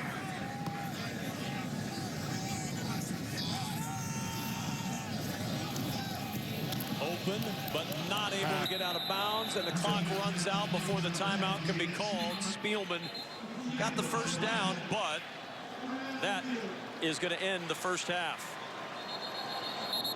Oh, hold on. Hold on a second. They're bringing Purdue back. Hold on there, Bubba boy. See the clock at 5. They said they called a timeout as soon as he was tackled. So he's down right there, and they're calling a timeout on the sideline. Well, for the first time in about a decade, Nebraska fans might be happy that the officials are putting a second back on the clock. Remember the Big 12 championship game many years ago? Yeah. Sorry, Husker fans.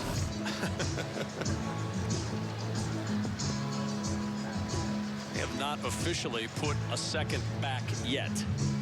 But if they do, it will be a first down for Nebraska at the 36-yard line of Purdue. And it looks like they're going to put a second back.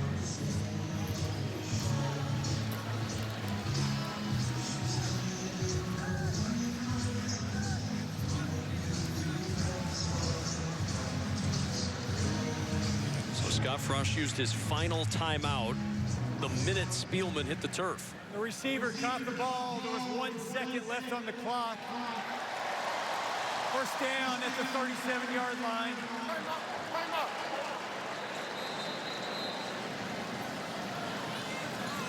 So Nebraska uses the timeout. Nebraska, their third and final timeout. And Barrett Pickering is going to come on to try a long field goal. This will be a 54-yarder for the true freshman, whose long this year is 32.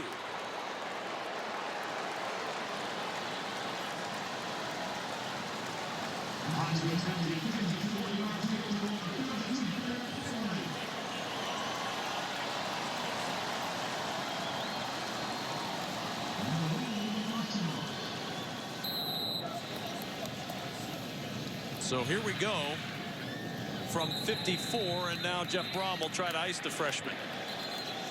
Charge timeout, Purdue.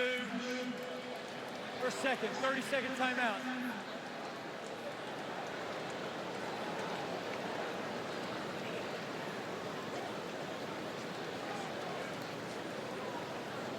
Do you rethink this at all? No, I don't think so.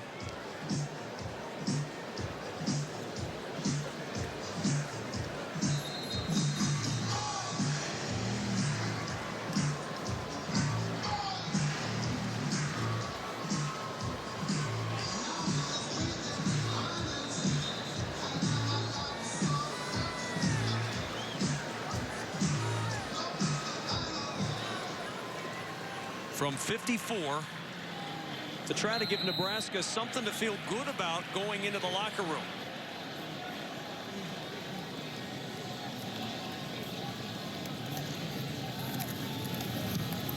And this one well short. And Purdue takes the 20-7 lead into the locker room over Nebraska, and the Boilermakers are fired up as they run off the field with a 13-point lead. So what has to get solved here in the second half for the Nebraska Cornhuskers is they've got to be able to generate a pass rush. If they don't get pressure on Blau, he's gonna continue to eat them up. And he's been sitting back in that pocket and just taking his time and been able to find the receivers. That's got to change in the second half. So Nebraska goes down 20-7 at half, trying to avoid an 0-4 start to the season. Rick Pizzo and the gang in our Big Ten halftime report next. Halftime in Lincoln, Nebraska, where Purdue has the 20-7 lead. Boilermakers are going to get the second half kick, looking to add to that advantage. Alongside Matt Millen, I'm Kevin Kugler. Welcome back inside the booth at Memorial Stadium. Pretty impressive performance for Purdue in this first half. They fell behind 7-0, 20 straight points for Purdue to take this lead. Yeah, and a couple things, and so you can't beat the flag, and so Nebraska's been beating themselves a little bit with the flag. I think they had 65 yards in penalty in the first half. You can't do that. And they haven't been able to generate a pass rush to get to Blau. And if you're going to give David Blau this kind of time, he's going to eat you up. He's proved that the last few weeks, and he's continuing today. Well, let's take a look at today's Quicken Loans, making the right play, presented by Rocket Mortgage by Quicken Loans. And it's Blau not with his arm, but with his feet on third down. Yeah, he's making the right play because he's seeing the field exceptionally well. He's getting the time, making good decisions. And when he sees that has the right coverage, in this instance, it's man coverage, backs are to him, he just takes off and runs. And if he needs some help, with DJ Knox in the first half, he's been running exceptionally well. He's been running with power. And then when he's needed the speed, he's been able to break away from everybody else and turn the jets on. So, by the way, he thinks he's Saquon Barkley. Going airborne, just short of the touchdown. But Purdue getting the production from both David Blau and DJ Knox. 132 yards through the air, 29 yards on the ground for Blau. 6 carries, 59 yards, and a touchdown for DJ Knox, averaging almost 10 yards per carry for Purdue. DJ Knox and the Purdue Boilermakers with a 20-7 lead. Big plays and 20 straight points, giving the Boilermakers the edge.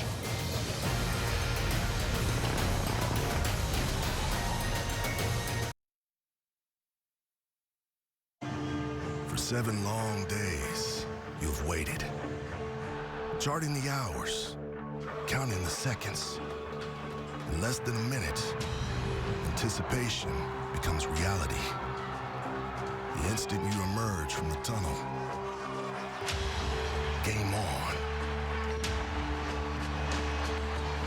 Huskers hoping to emerge from the tunnel with better success in the second half. A 20-7 lead for Purdue on the road.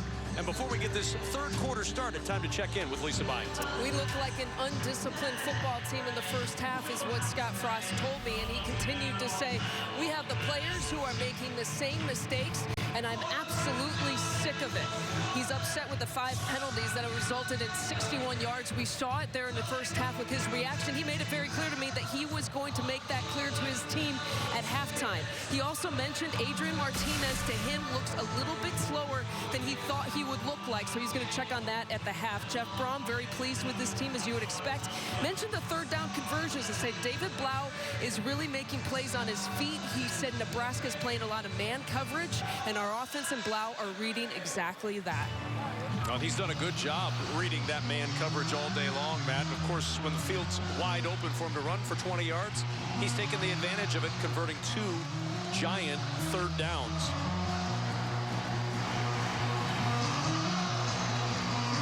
It's going to be up to Nebraska's defense first, as Purdue will get the football to start. And Rondale Moore back deep.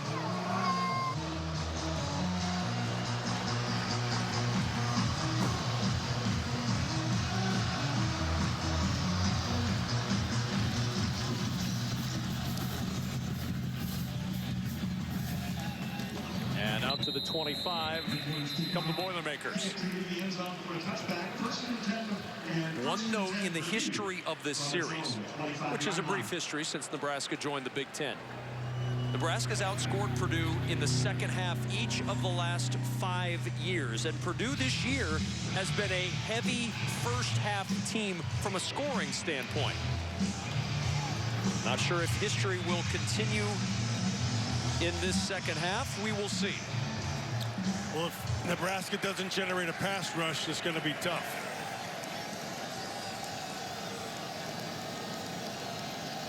The 2 things we spoke about at halftime, generating a pass rush and the flag. Don't beat yourself.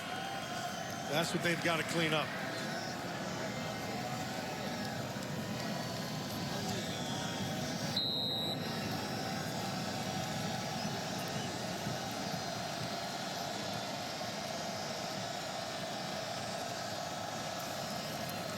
Play action on first down. Blau under some late pressure over the middle to DJ Knox. Oh, what a move.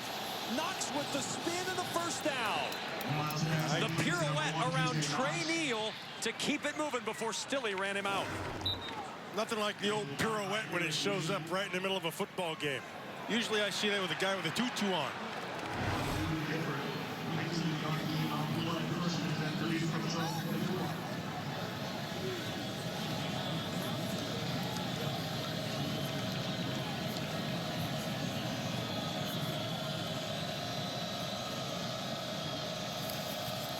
From the 44, quick toss to Anthrop, who backs his way to the 48. Akin Maladoon with the stop, pick up a 4. Barry looked like he tripped him up a little bit on that inside-out screen. Again, they went with a man coverage, and they tried that little quick screen to try to slip him back underneath.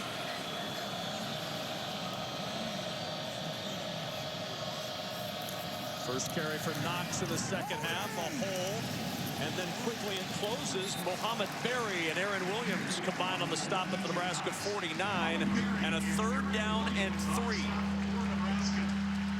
Pretty good read by Barry.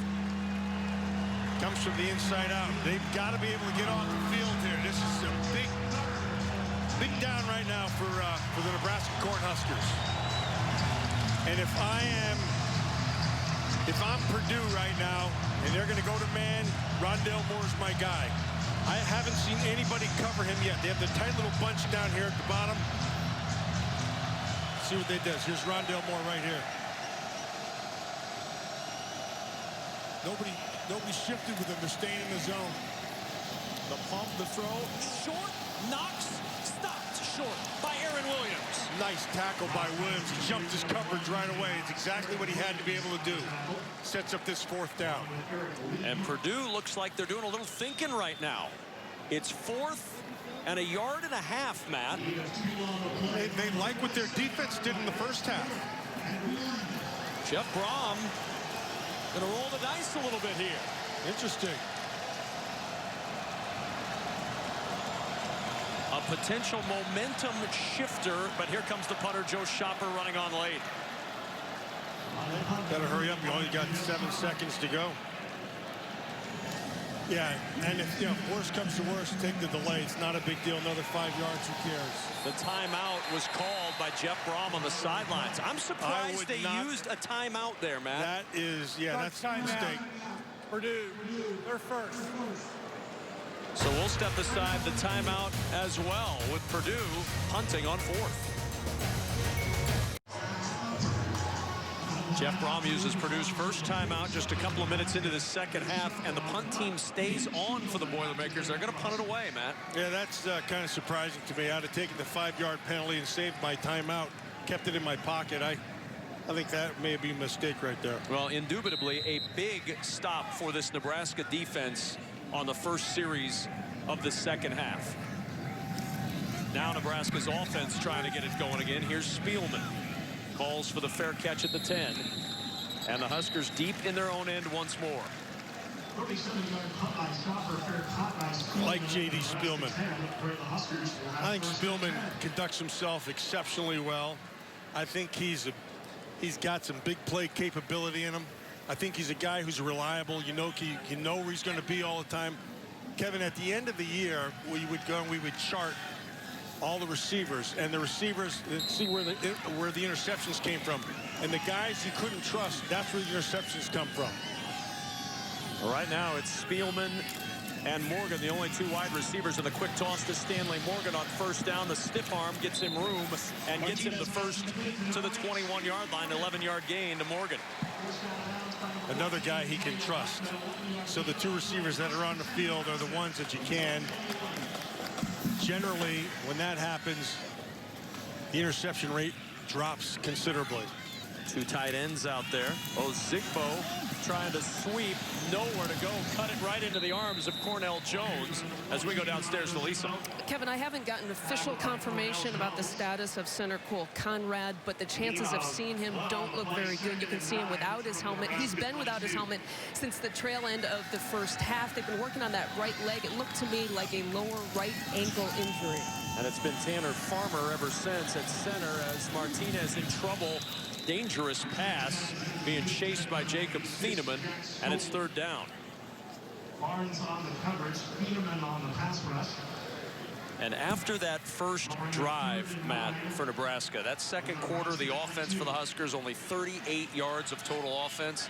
They just have not been able to find any kind of rhythm after coming out like a house on fire. 3rd and 9 for Nebraska.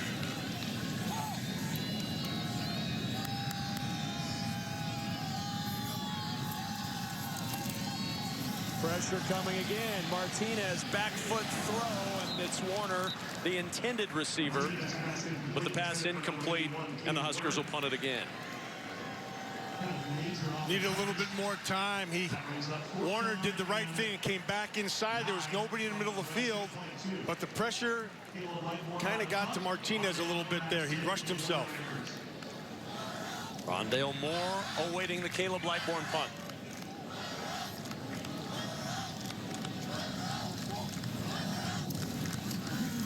Oh, and Lightbourne slips. It takes a good Nebraska roll on this field turf out to midfield. That could have been a whole lot worse. But the special teams department for Nebraska has not exactly been stellar to start this season, and this play kind of epitomizes Nebraska's special teams play in 2018. 20-7 Purdue.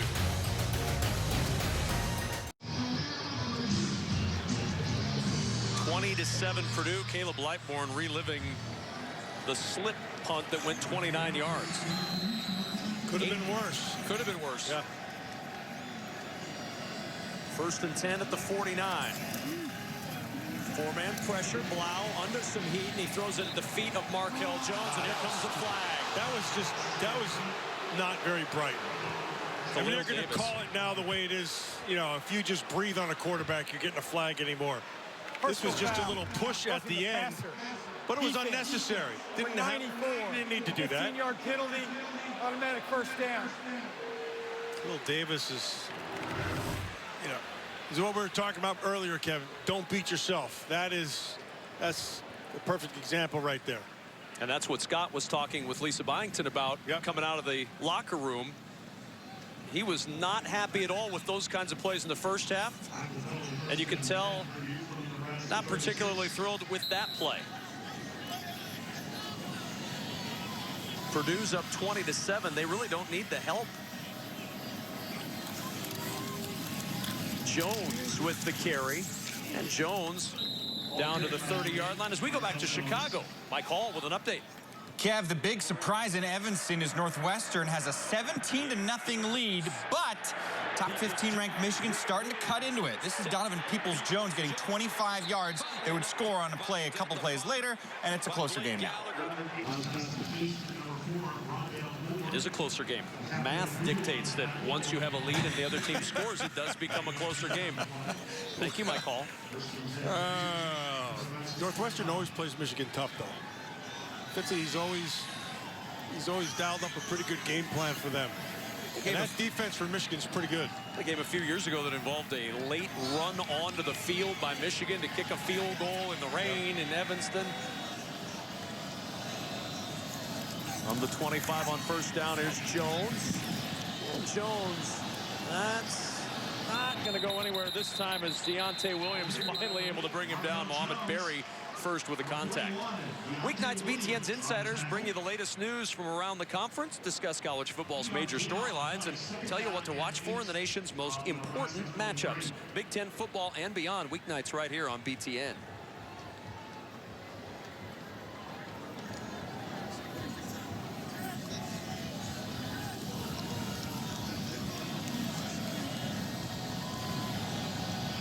Looks like they're walked up in man again.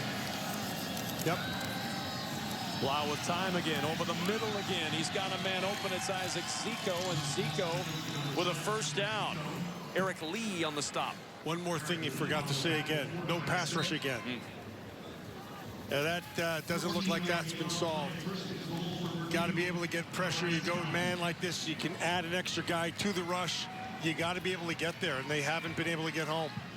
Well, it's, as you said earlier, you're to the point where you've got to try to scheme your way into some pass rush of Eric Chenander. Yeah, so what's been going on, though, is that it's been a good job by that offensive line for Purdue. They've been giving them lots of time. Blau looking to keep, and Blau not going anywhere this time. Carlos Davis, we saw him bat a couple of passes down in the first half. Davis staying home makes the stop on the sneak by Blau. Yeah, watch Edwards. Edwards can't get his head in front, and that's exactly what happened. He takes an inside slant move. Edwards can't get his head down, runs through the hand, makes the play, sets up this second down. Davis playing in the middle after the injury to Mick Stoltenberg knocked him out. Second and goal. Blau off play action. Open over the middle. It's Hopkins, and Hopkins will walk in for the touchdown. That's a nice play call by Jeff. That is nice. Slide, roll to the other side, bring the tight end back underneath. That's nice misdirection. Well done by Hopkins. Bryson Hopkins, his second touchdown of the year. Deontay Williams was out in coverage, slipped as he tried to get back to Hopkins. And after that, the fourth Hopkins catch turns into the touchdown.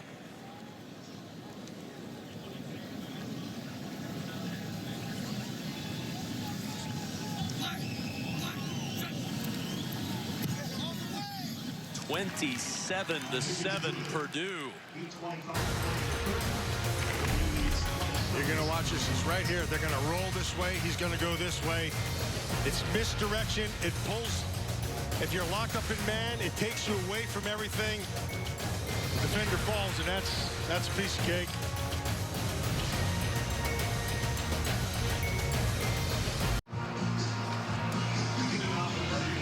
188 yards passing, 26 more on the ground for David Blau. And Purdue, thanks to the touchdown from Bryson Hopkins, enjoying a 27-7 lead on the road. A drive that was helped out by another Nebraska penalty, Matt, a 15-yard roughing the passer penalty after an incompletion. And a nice job by the offensive line of Purdue. Nice protection. They have been protecting Blau all game long. Blau 6 for 6 in the second half. flag down on the kickoff. And Wyatt Mazur out to the 40-yard line, but that flag came down immediately on the kick. Brought down at 25, Mario Fuller. Offside. Kicking team, number 3. 5-yard penalty from the end of the play. First down.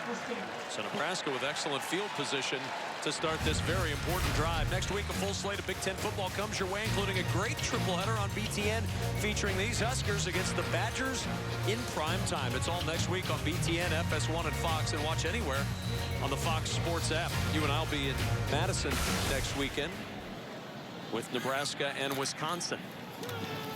Here's Divine Ozigbo, and Ozigbo up the middle. And a first down or close to it. They'll mark him at the 44. It's a 9-yard gain. Mosley on the stop. Now Ozigbo over 100 yards rushing on the afternoon. Zigbo's been playing pretty darn good. 2nd and 1. Martinez with time, and Martinez will duck out of bounds with a first down. Good coverage there by Purdue. They had him deep. They wanted to go. And they took that away. And then the underneath with the tight end on the crossing route. It was really a 2-man route. Both were taken away.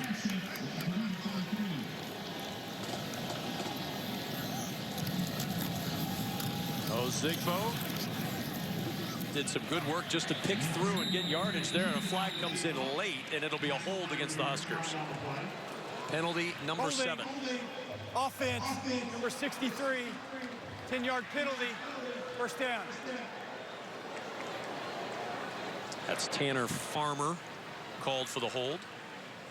Divine Ozigbo doing something that's been done twice this year, but it hasn't been done a lot in the course of Nebraska football for running backs of late. Ozigbo had 112 yards against Wisconsin last year.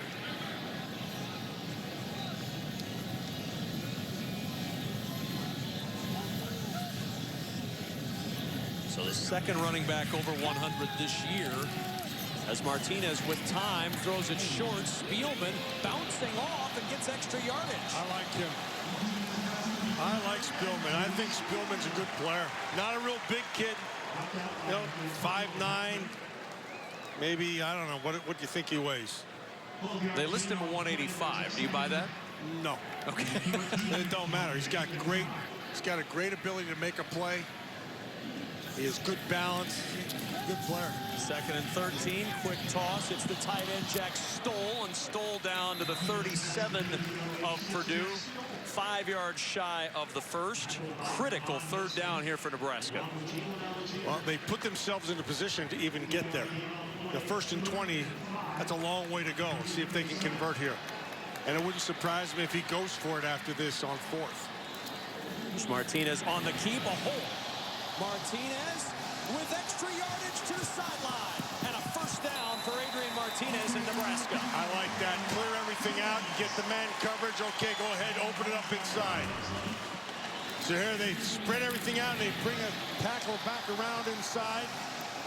Once you get him blocked up, it's Martinez to the 2nd level. Good play call. 1st and 10 at the 21. Open on the sideline. Spielman, touchdown.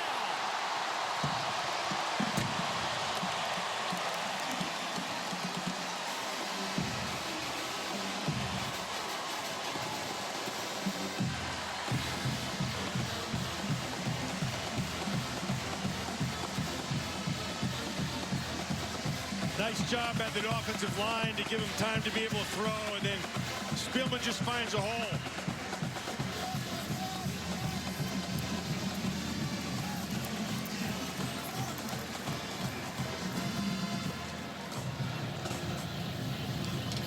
Nebraska taking advantage of good field position and puts it in the end zone for the first time since the opening drive as J.D. Spielman with his 3rd touchdown catch of the year. Yeah, a lot of time to be able to throw the ball, and he's able to find Spielman down inside. That makes for a happy quarterback. Adrian Martinez and the Huskers not done yet in the 3rd.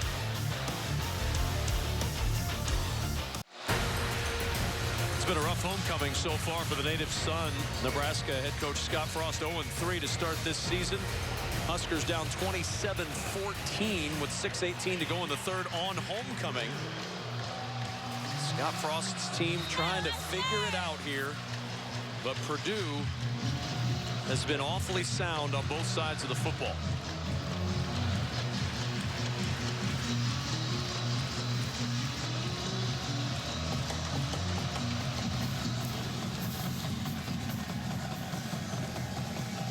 Moore a yard deep. Here he comes. Rondale Moore. And Moore tripped up by Markel Dispute. That's a big tackle. That's a real big tackle. Rondale Moore, sometimes you just want to get what you can get. When you have the playmaking ability of Rondale Moore, you think you can make a big play with your speed, but angles take care of some speed.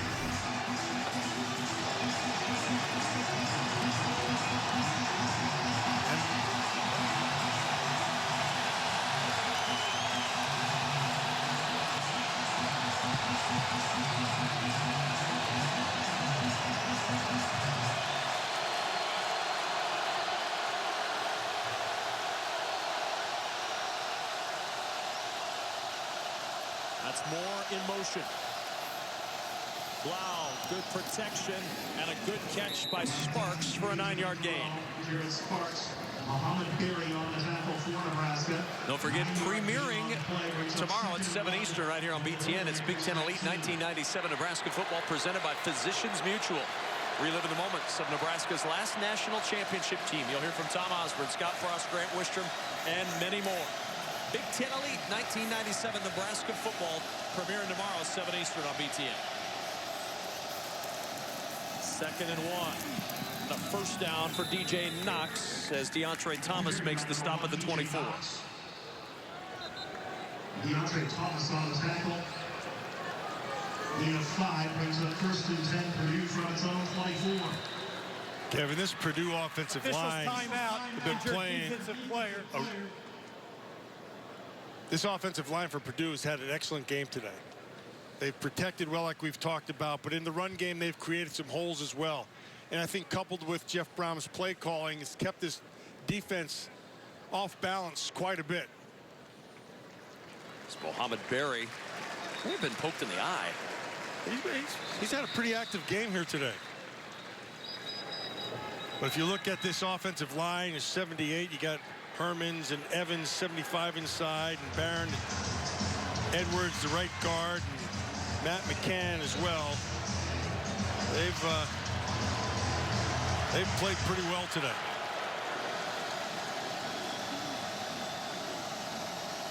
From the 24 on first down. Blau looking deep. He's got Hopkins wide open. Bryson Hopkins, a giant gain inside the Nebraska 30 and out of bounds. I don't know what happened to the coverage. It wasn't there.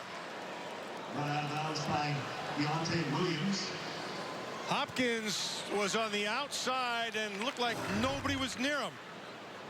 51 yards for the first down. Oh, they blew the coverage. They just blew the coverage. It looked like it was man, and both those defenders went inside. Hopkins stayed to the outside. Flag down as Moore's tackled at the 20 after a 5-yard pickup. Neal and Berry on the tackle, flying on the play. Yeah, it looked like they went man on that, and somebody just dropped Hopkins completely. Talked about it earlier. This Purdue team, nobody does big play better than Purdue. They lead the Big Ten in plays of 30, 40, 50, 60, and 70 yards on the year. 70 yards. 70-yard plays. When you have multiple 70-yard plays and you're 4 games in, that's pretty good. I would say so. Ball start. Offense number 1. Moving prior to the snap. 5-yard penalty. First down. So 1st and 15 back to the 30-yard line. Bryson Hopkins now over 100 yards on the day. 5 catches, 103 yards, and a touchdown for Bryson Hopkins. A year ago, they didn't have any weapons, and now they have a few.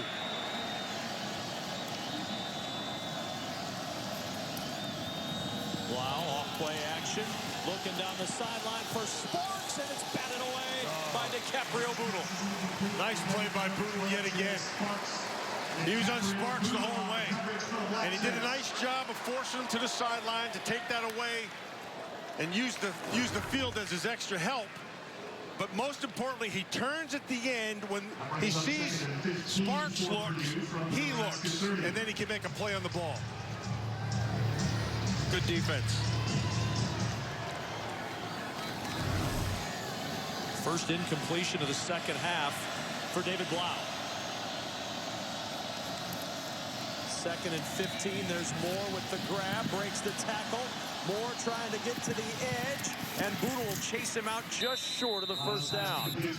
Or did he get the first? Nah, I don't know, but Rondale Moore, do you see how when he's running, I want you to watch this, Kev. Here's the catch. In the middle of his running, he'll slow down, speed up, slow down, speed up, trying to get you off balance. I hated playing against those guys. Just go one speed. Yeah, what's wrong with you? It is a first down, by the way. Greg Pruitt from Oklahoma used to do the same thing all the time. He was a phenomenal player. I hope you told him how unfair he was to you. I did, multiple times. On first down, Blau under some pressure from Gifford, and he'll throw it away.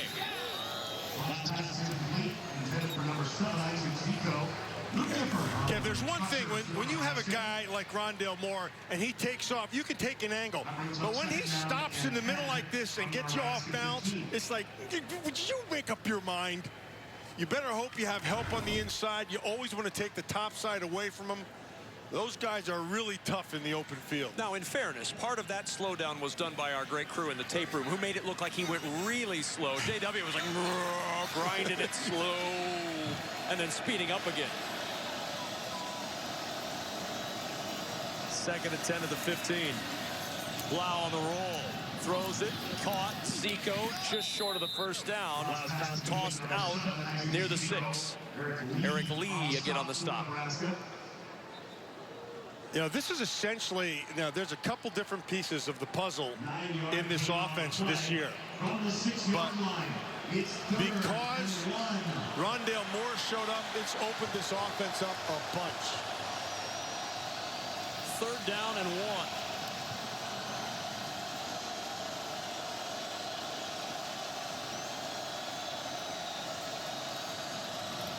It's Knox. It's a first down. It's a touchdown.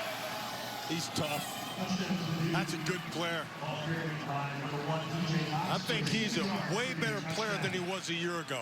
I think he believes his eyes now. He can make the cuts on the dime, and he's tough. He's got some great toughness. He's put together pretty good. That's an underrated player in the Big Ten right there. You wonder how much of that comes from the confidence that he has now. He's 2 years removed from ACL surgery. Right. Last year he's coming back, still trying to figure out the knee a little bit, had 500+ yards rushing. But he doesn't look like he's a guy who even thinks about that knee anymore. No, he's legit. That's one of the underrated players of the Big Ten. Going for 2, up 33-14. And Blau, the little shovel to Knox, and Knox has the 2-point conversion. Another well-designed play, and it puts 2 more on the board for Purdue, and what an answer for the Boilermakers. I love the way Jeff Brom calls a game. He is good. He's got a couple of guys to deal with now. Here's the touchdown run, like a nice cutback on the inside, and he just runs through some tackles. This is good strength, good vision. Probably a year ago, he didn't quite trust his eyes because of his knee, but right now he is. Here's the 2-point, which is really well done by Blau. So you draw the first defender, and you want him to be able to come to you to open up that lane in front, and then he pitches it, and it was another 2 points. Jeff Brom is really good. And anybody who's watched this team through the first 3 games, whether it be the Northwestern game, Eastern Michigan in the rain, that was a weird game. If you watched that Missouri-Purdue game and you didn't walk away from that thinking, look, Purdue is legit. This is a legit, talented team. I mean, this is what they did to BC last week was impressive. What they're doing on the road in Lincoln is impressive. Over 400 yards, and there's still a quarter plus to play. I hate to say this, because I think right now the Big Ten has some really good coaches. I don't think Jeff Brown is going to be here long. Spielman across the 30 and down. The reason I say that, Kevin, is I know there's a lot of NFL teams that have been looking at him, and so I think Jeff Brom, as a play caller, and sees things so fast, and his adjustments on the field, all those things are really good. And I think he's going to be one of those guys that's going to have opportunities to go up to the next level.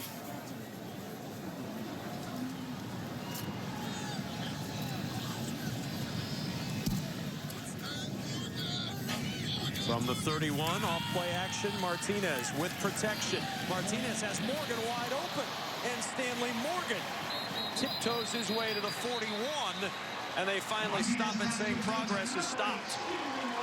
Blackman and Bailey combining on the tackle. And Nebraska trying to answer quick. 26-yard gain, first and 10 Huskers at the Purdue 43. Again, Martinez to the air. Morgan getting manhandled down the sideline, and there's the flags. Yeah, that's legit. That's not even close.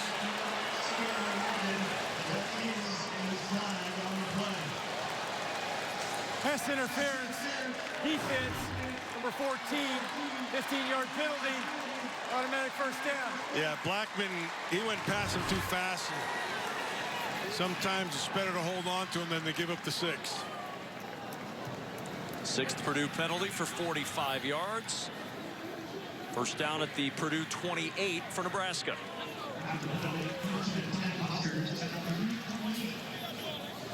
This is how the game started. Each team going back and forth on that opening possession, and then the following for Purdue. Martinez back to the air, sets up the screen. Walker's in front. Ozigbo with a little cut, and a first and goal for Nebraska with a flag in late.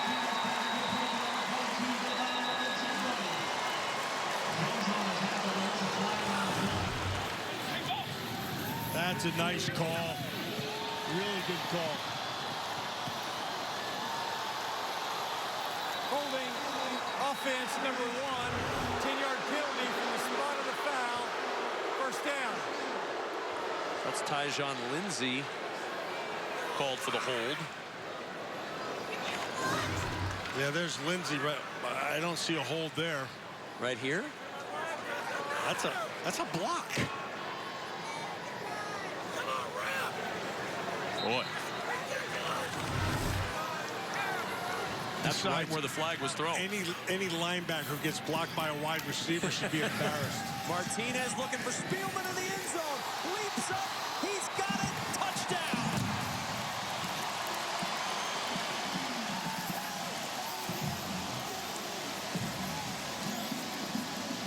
What a great throw, Kevin. It's a great throw. Spielman got on top of the coverage of Thielman, and the ball just dropped in the only spot it could be. Look at that. 1 foot down, catch is made. That's good. He actually got 2 feet down. That's a perfect throw, Matt, from Adrian Martinez. Great throw. Good time, great throw.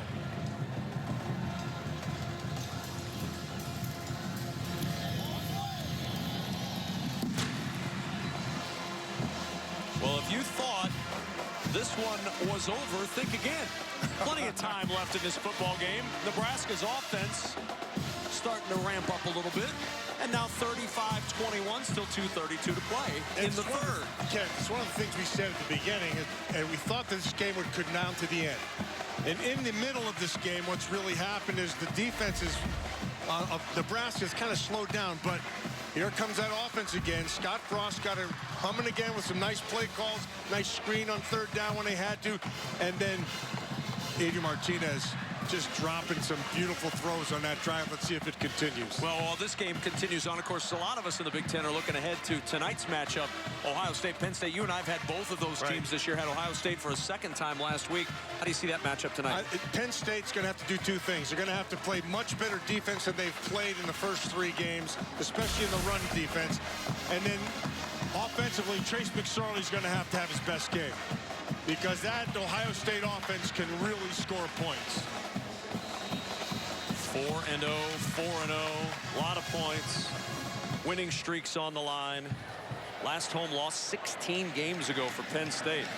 That is a dandy matchup tonight. And 2 quarterbacks that are playing unbelievable football right now. Rondale Moore going to let that one go for the touchback. As Purdue gets ready to head to work at the 25-yard line, let's check in once again with Lisa Byington. Well, they're getting ready to check back in here, and they're getting ready to have an attitude and a little bit of an edge to them. Center Kirk Barron, I heard him on the sideline saying, so this is your winnable game, huh? So this is your winnable game. And, of course, he was referencing the comment that Scott Frost made in his postgame after the Michigan loss, where he said, I feel like Purdue is a winnable game. Jeff Brom had made his team aware of those comments, and Kirk Barron is continuously making his team aware of it and trying to keep the edge here, with Nebraska kind of pushing for momentum at this point.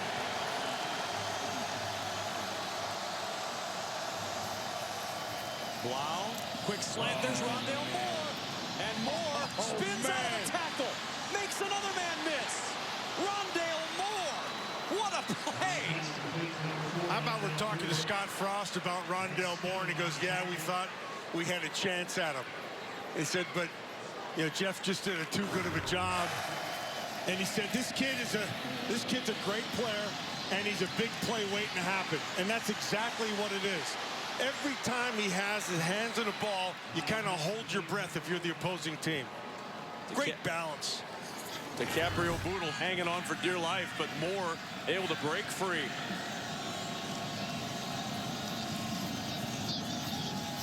Blau going up top, looking for the touchdown, and it's knocked away by DiCaprio Boodle. One-on-one with Sparks. Boodle's played pretty darn good game here today. He's been dead on his coverage. He's been getting his head turned around when he's had to do good defense. See, his head's turned around. Really, he had a chance of making that catch. Sparks is kind of hugging him there, which some people would call OPI. As I say, you could make an argument for an offensive pass interference there. 2nd and 10 at the 35. Here's Jones trying to get to the edge. Holding is going to be called, and it looked like Deshaun Neal was having his jersey pulled as Jones got to the sideline. Aaron Williams did a nice job of coming down that safety spot, running inside out. Holding. Offense for 78. 10-yard penalty. Taken down. Aaron Williams being tended to now on the Nebraska sideline. You can watch him.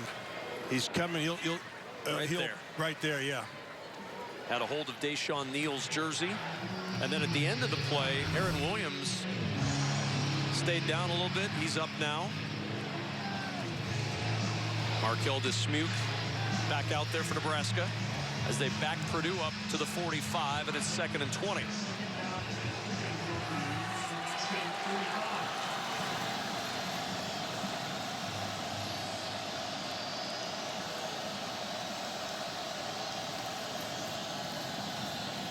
Blau with protection again, and he couldn't hit Isaac Zico. He was open, Matt. Yeah, he had him. Zico was right in the middle of the field. Nobody there. He moved the safety, and he got into that hole and sets up this 3rd down. 3rd and 20. You're not going to get it all back. It's tough. I mean, I don't know where you dial up 3rd and 20 plays.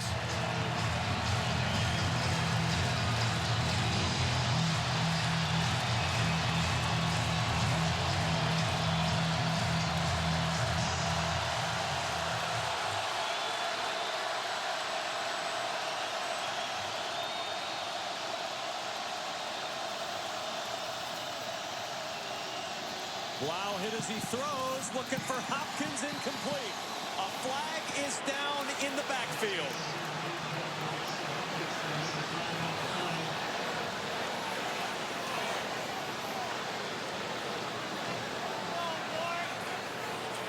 Right at the feet of the quarterback. Personal foul. Goes to the passer. Defense. 91. 15-yard penalty. This is freedom. See, he got pushed from behind by the offensive player. Watch this. See how he gets pushed by the tackle? Right into the quarterback. Shane Evans with the push. I'm going to let that one go. The only thing I can think of is as he was pushed, the arm hit the helmet of Blau, but he's put his arms up to block the pass. Yeah.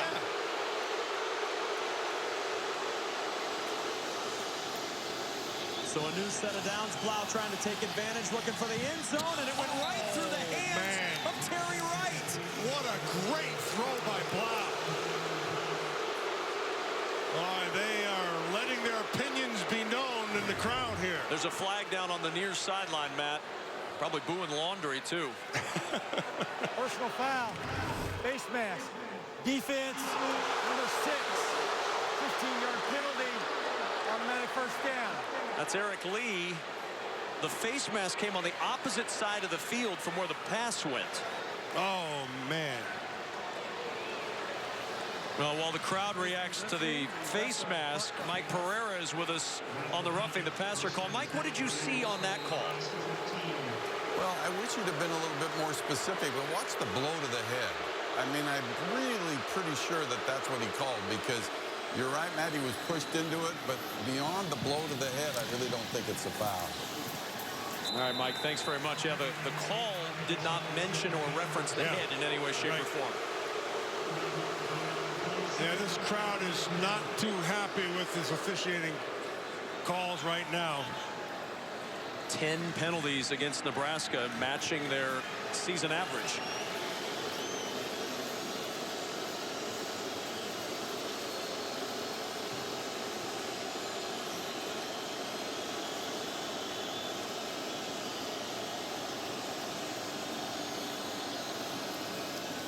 Here's Jones on second down. Jones stops short of the first down at the 7. Brings up a 3rd and 2 at the 7 for Purdue. Another nice tackle by Barry. Sets up this 3rd and short. And we're not going to have another snap, Matt, before the 4th quarter begins. Purdue will take a 2-touchdown lead into the 4th quarter in front of an unruly crowd at Memorial Stadium in Lincoln. That's the end of the 3rd quarter.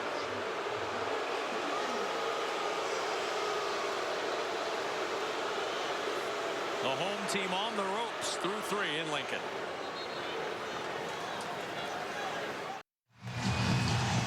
A frustrated head coach Scott Frost during the break in a conversation with referee Ron Snodgrass.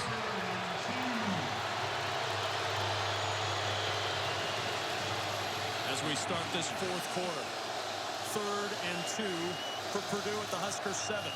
It's Jones. Jones drives, touchdown.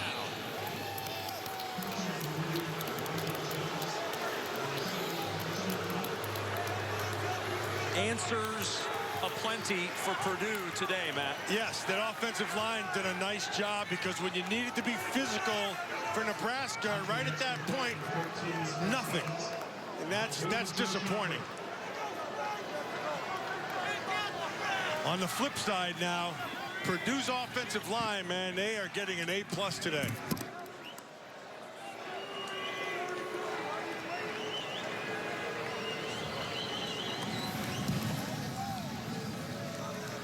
And Purdue with a 42-21 lead, 4 seconds in to this 4th quarter, and the crowd unhappy from start to finish at that drive. Well, I mean, with good reason. So we heard Mike Pereira talking about the penalty.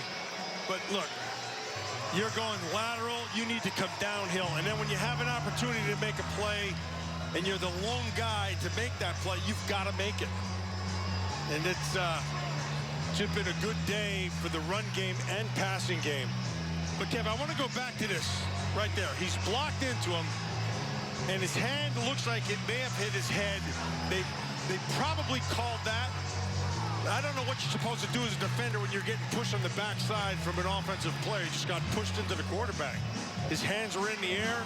Like, what do you do?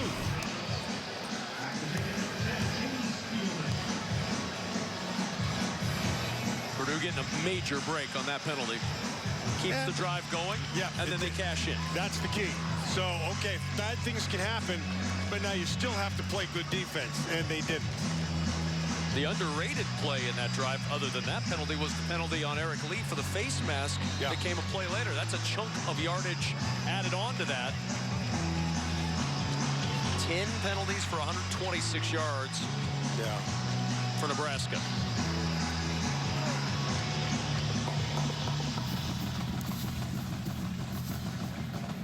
And out to the 25 come the Huskers. Tuesday night on the season premiere of The Journey, see why many consider Ohio State's front four to be the best in the country, and meet KJ Hamler, Penn State's newest offensive weapon. Plus, go behind the scenes for the Buckeyes Nittany Lions primetime showdown, The Journey, Big Ten Football 2018, Tuesday, 10:30 Eastern, right here on BTN. Yeah, KJ Hamler is another guy like Rondale Moore. Those guys are, they are fun to watch. All right, let's see what happens here with this Nebraska offense, see if they can get things going like they did in the last series.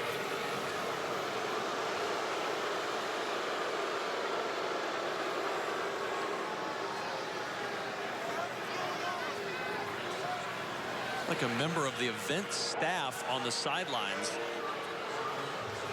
Maybe a little under the weather right now. So they're tending to him. Thus the stoppage right there. Said he's all right.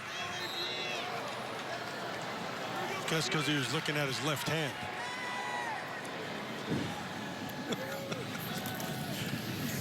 Swing pass to Spielman. Morgan out blocking. Spielman with a first down and then shoved out of bounds. There's a flag down behind the play. And they're going to call it back on a hold. Yeah, that's going to be on Morgan. He is not pleased with that one. He's thinking he had an excellent block. Holding. Offense for 8. 10-yard penalty from the spot of the foul. First down. Boy, frustration boiling over right now. He's engaged, he's engaged, he's engaged. That's a tough call. First and 14, Nebraska from its own 21.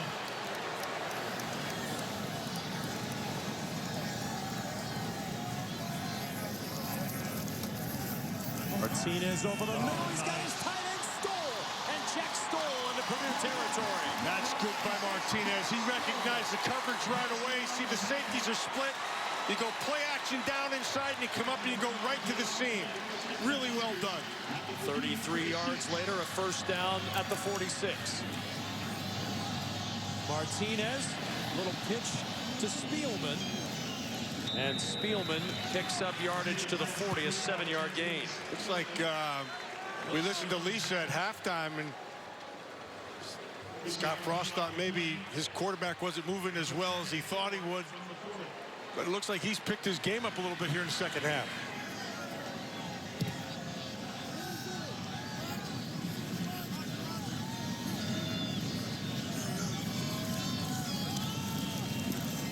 Martinez in trouble, and he's down. Good coverage. Nowhere to go with the ball. And Marcus Bailey with a sack. Yeah, he wanted to dump it to the back in the backfield, but they did a nice job of jumping it right away. You can see right over here. Timeout. Injured offensive player.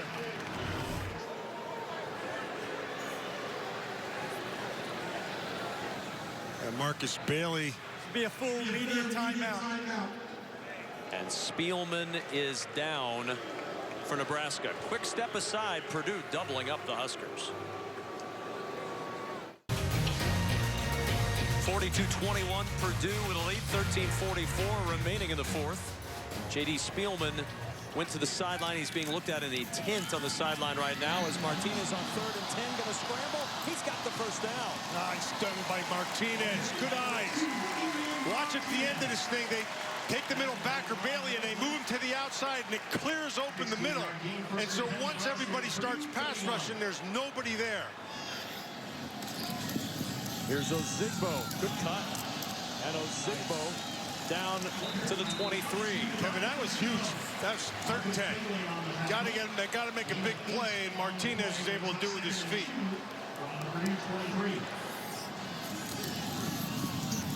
Ozigbo again steps out of a Thieneman tackle. Ozigbo shedding tackles. Touchdown, Nebraska.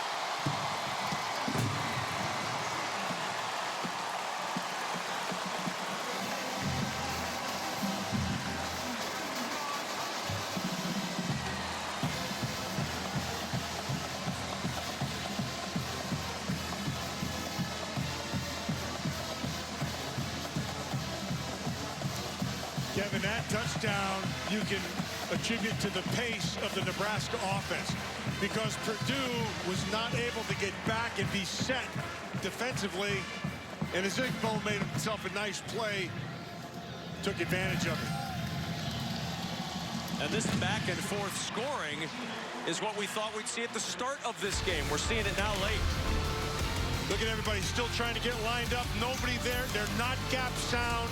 They take a couple shots, but they're not in good position, and Ozigbo makes them play. 140 yards for Ozigbo, a career high for the Husker running back.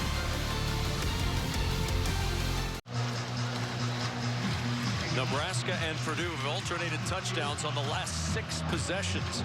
42-28, 13:04 to go as Nebraska kicks off.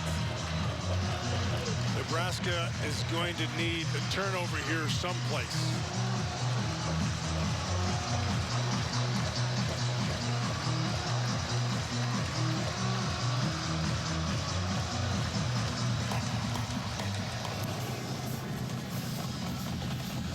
Short kickoff, Rondale Moore from the 5. Moore gets up the top speed quick. Moore to the edge. A little hesitation.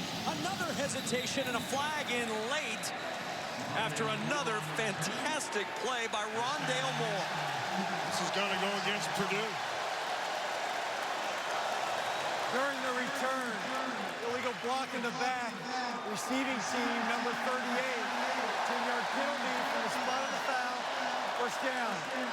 It's Brennan Thieneman who's called for the block of the back. That's block in the back. That's a block in the back. You won't get the reaction from the crowd to that flag like you did the flag is against Nebraska, but Jeff Brom's going to see that one and not think that was a penalty. One interception for David Blau in his last 101, his career, 151 attempts against Nebraska. He's now thrown for over 1,000 yards in his career against the Huskers. Empty backfield set. Thrown again. And it's open to Moore. Oh, what a move. Mo Berry went flop, breaks the tackle of Lee, and is banged out of bounds at the 40. I love this kid. I'll tell you, Rondale Moore, if you haven't heard about him, you're going to hear a lot of them now and going forward, because this guy has got it. He is fun to watch.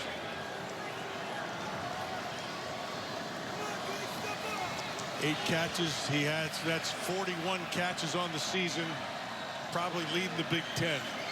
He was leading coming in. It's going to take a big night for somebody to pass him.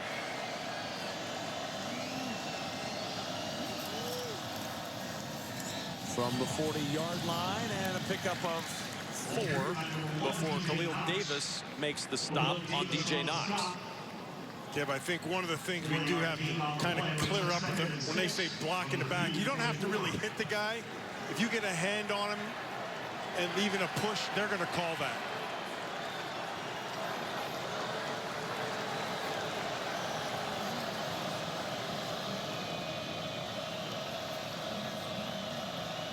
Moore is in the slot to the top of the screen on 2nd and 6 with Purdue up 2 touchdowns. That's Bryson Hopkins in motion. Knox being chased by Gifford, breaks the tackle and runs right into the arms of DeAndre Thomas. Kipper did a nice job of running that thing down from behind. He goes for the head stop.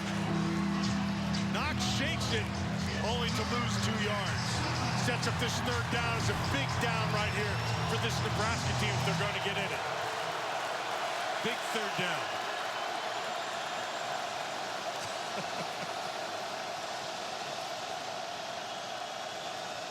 Emptying out.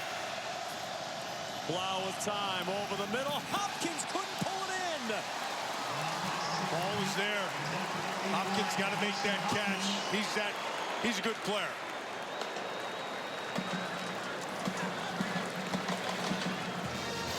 I like what Nebraska did, though. They emptied the backfield set, but they kept the spy in for for Blau, rather. Because Blau's taking advantage of some green today.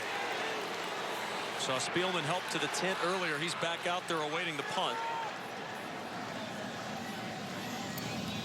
Joe Shopper. Good punt. Spielman at the 9 and is blasted. Didn't call fair catch, and Isaac Zico made him pay. I'm out on the field. Special teams, such a big facet.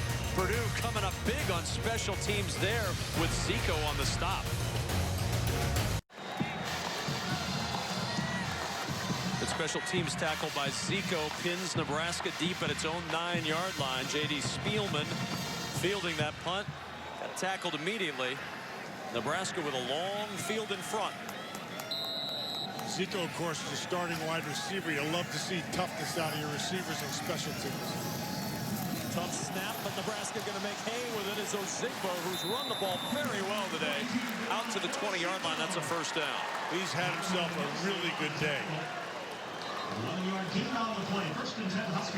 Over 150 yards rushing now for Ozigbo. On a terrible snap.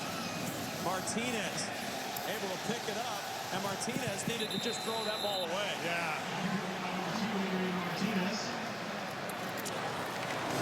He had Stanley Morgan down there. He could have just, the Tanner Farmer just rolled that one back. Martinez picks it up on the run. Just throw it at or beyond the line of scrimmage outside the tackle box and live for another down. Instead, you lose 7 yards. Conrad got hurt first half. Farmer in. And the bad snap there puts Nebraska deep in a hole. Martinez with a lot of time. Nobody open. Now going to run. Little hesitation. Looking for a block. He got one. And Martinez with a first down. Oh, that's nice. Good coverage down the field. No flags on the field, which is shocking. And you like to see what happens when the quarterback has some time to be able to get his running legs moving. If this kid can run. From the 36, Ozigbo diving forward for extra yardage. He was able to elude Kewan Jones in the backfield and moves it out to the 41.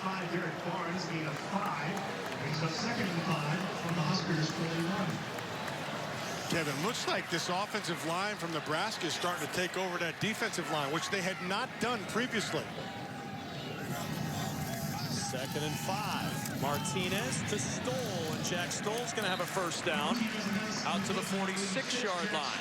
I think that's one of the areas that this Nebraska offense would like to take advantage of, and that's using their tight ends in this offense. I think when this offense is really humming, the tight ends are a bigger part of it. I think Stoll has that ability to be able to get involved in it.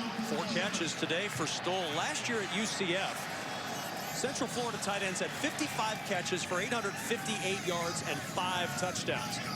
This offense really likes the tight end when it gets going. Good protection again for Martinez, and he threw it behind Spielman, and it's intercepted. Picked off by Simeon Smiley.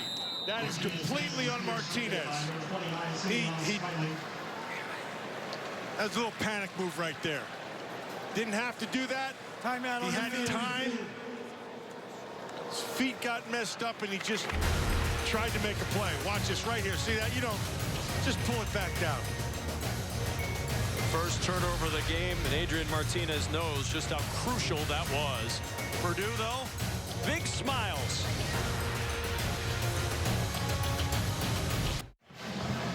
Every moment a teaching moment when you have a young quarterback. Scott Frost knows that, and working with his young quarterback after that interception.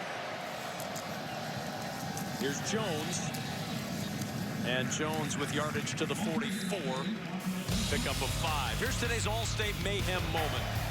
Oh, this guy's going to cause some mayhem. You can try to tackle him. You can get in front of him. He's going to run around you, between you, spin on you.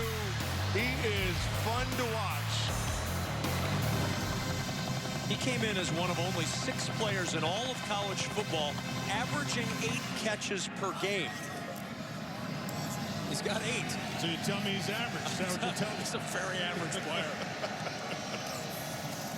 2nd and 5 of the 44. Blau with protection to the sideline, and it's dropped by Jared Sparks. And let's drop in on Lisa Byington. Jeff Brom, Rondale Moore, both alums of Trinity High School in Louisville, Kentucky. And whereas Brom told me he was kind of a dork in high school, probably didn't have much of a personality, Rondale said, no, man, my head coach, even the lunch monitor staff would be talking about him. I'll tell you what, that connection is the reason that Rondale is at Purdue. He even considered going to Nebraska. Scott Frost made him a call when Rondale decommitted from Texas, but he felt too much of that hometown connection and Coach Brom to not be in West Lafayette. He's a program changer, Matt. I mean, he's one of those guys that changes a program. Yeah, he unbalances the field. That's exactly what he does. Keep your eyes on him right here. I would. 3rd and 5. Blau looking deep, looking for his intended target, Terry Wright. Good coverage again by DiCaprio Boodle, and the Huskers pitch a 3-and-out. Boodle's played very well here today, and that's the 2nd time they're getting off the field. That's a big series for the Nebraska Cornhuskers. And not much time off the clock on that series with 2 incomplete passes. We've seen today it does not take Nebraska's offense long to score. The tempo if they get going. So this one not done yet.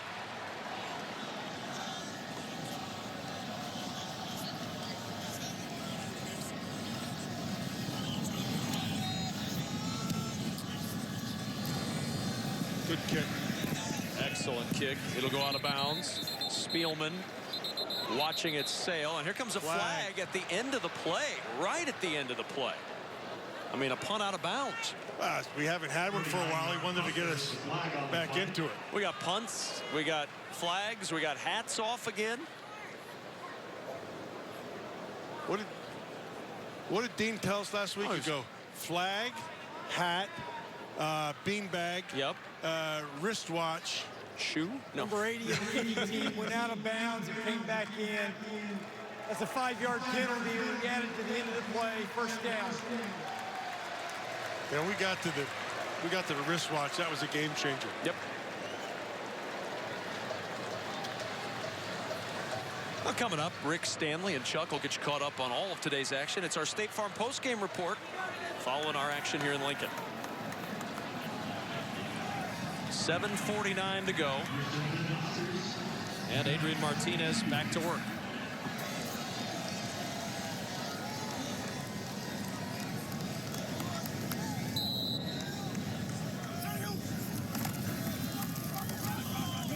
And Ozigbo, nothing doing this time.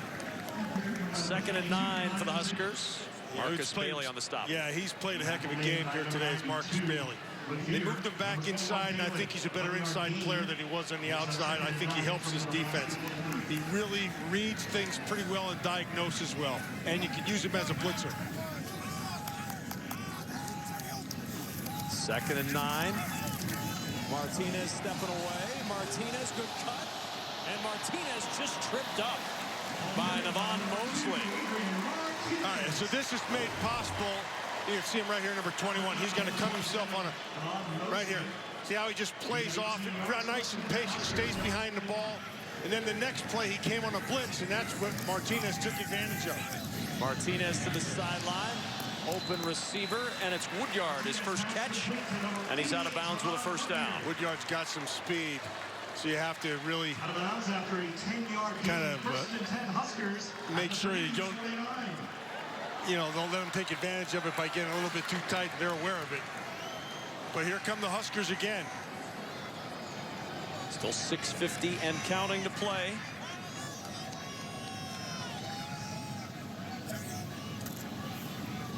Swing past Spielman. Blockers in front. Nice move by Spielman. Another Nebraska first down to the 37 of Purdue. 12-yard pickup on the play. That's a good player. Tell you what, there's a couple of good players out here in the field today making the J.D. Spielman's a playmaker. Good protection again. Too tall for Ozigbo. Yeah, he knows that Martinez, that's a chance for another big play. He has him wide open. The swing down that left sideline, or right sideline rather.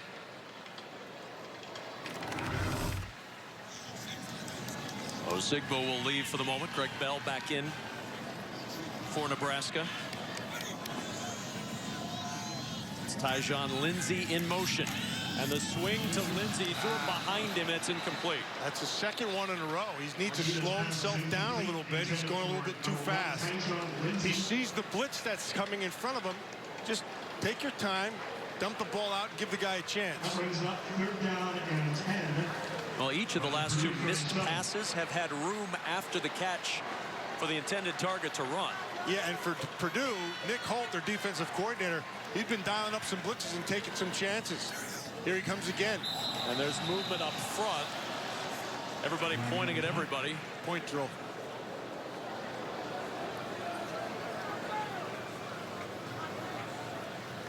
Bo Wilson flinching on the right side of the Husker line. Offside. Defense number 50 in the neutral zone. Causing the offense to react. 5-yard penalty. There's Nick Holt, the defensive coordinator. He's pretty darn good. See how they have the guy behind him? See, he's got his hands in his drawers right there. That's to keep him off the field. He's a tendency to want to run out there. The keep him back guy? Yeah. Or the yank him back guy? He's the yank him back guy. Yeah, he got his hand in his pants there and pulls him by the belt. Yep. Look at that. That's funny.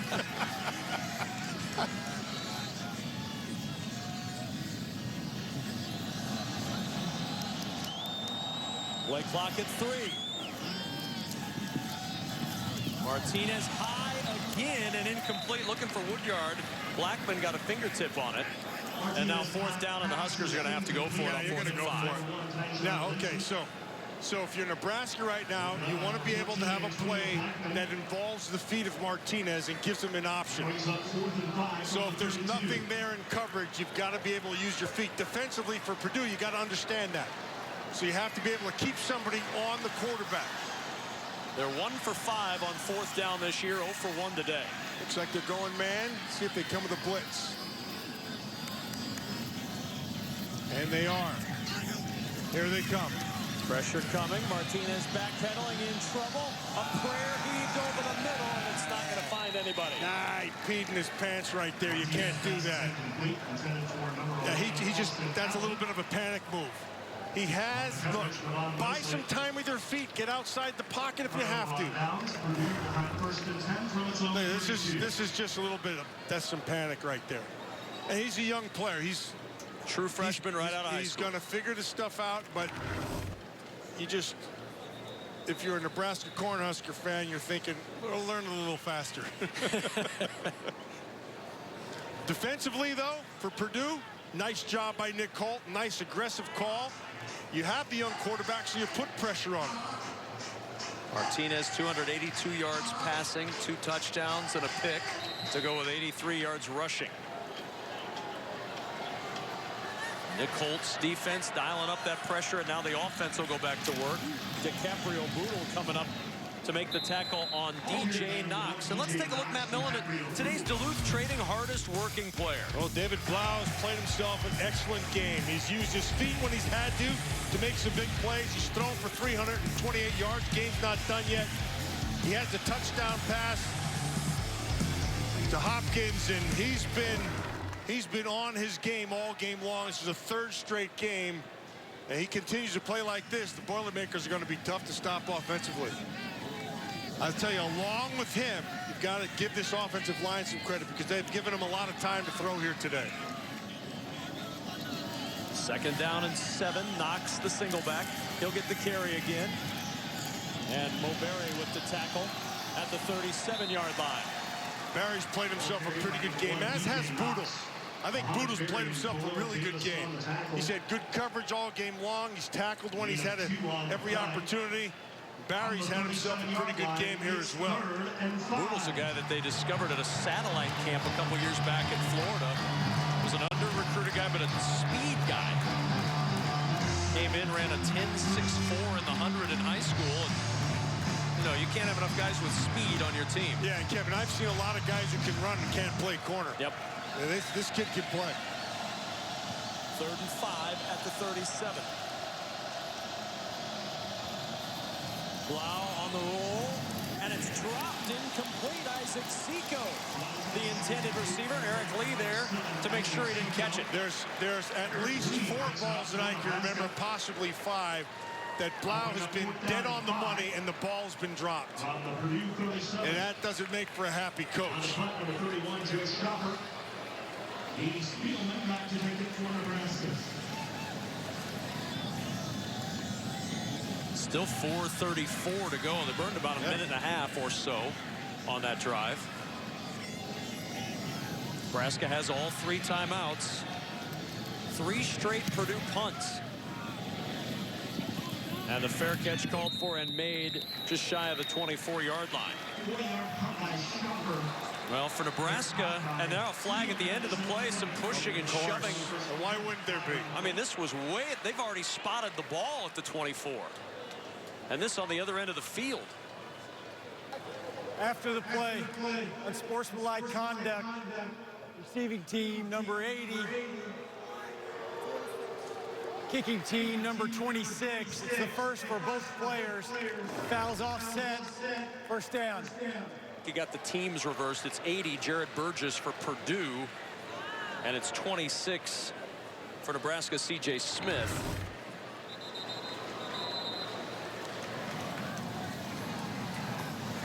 And it's another opportunity for Scott Frost to do some coaching on the sideline. And for Jeff Brom, a little coaching as well. Some aggressive counseling.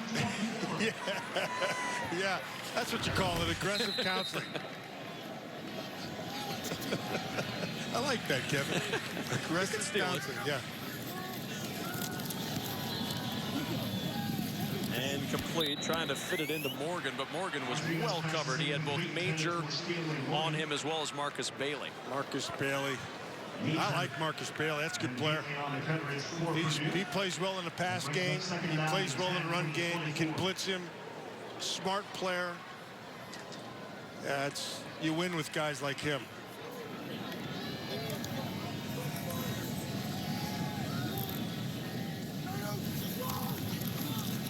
There's Ozigbo. Breaking tackles, Divine Ozigbo with a first down. If there's one highlight that's come out of this game for Nebraska, it's Divine Ozigbo. Yeah. He's playing a heck of a game here today.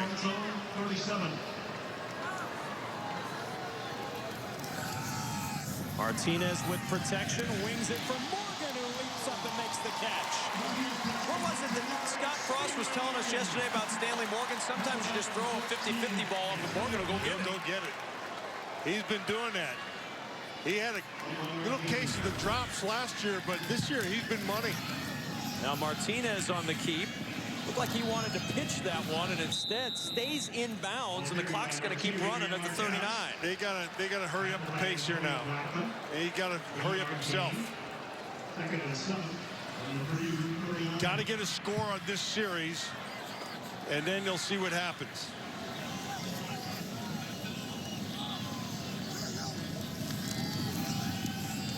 Martinez again, looking for Morgan, looking for a touchdown, and it's incomplete. Kenneth Major on the coverage. Major had excellent coverage, major coverage. And that ball was a little bit underthrown. It needed to be thrown deeper, and Morgan has a chance at 6. He gets on top of Major, and now the ball's slightly in his own.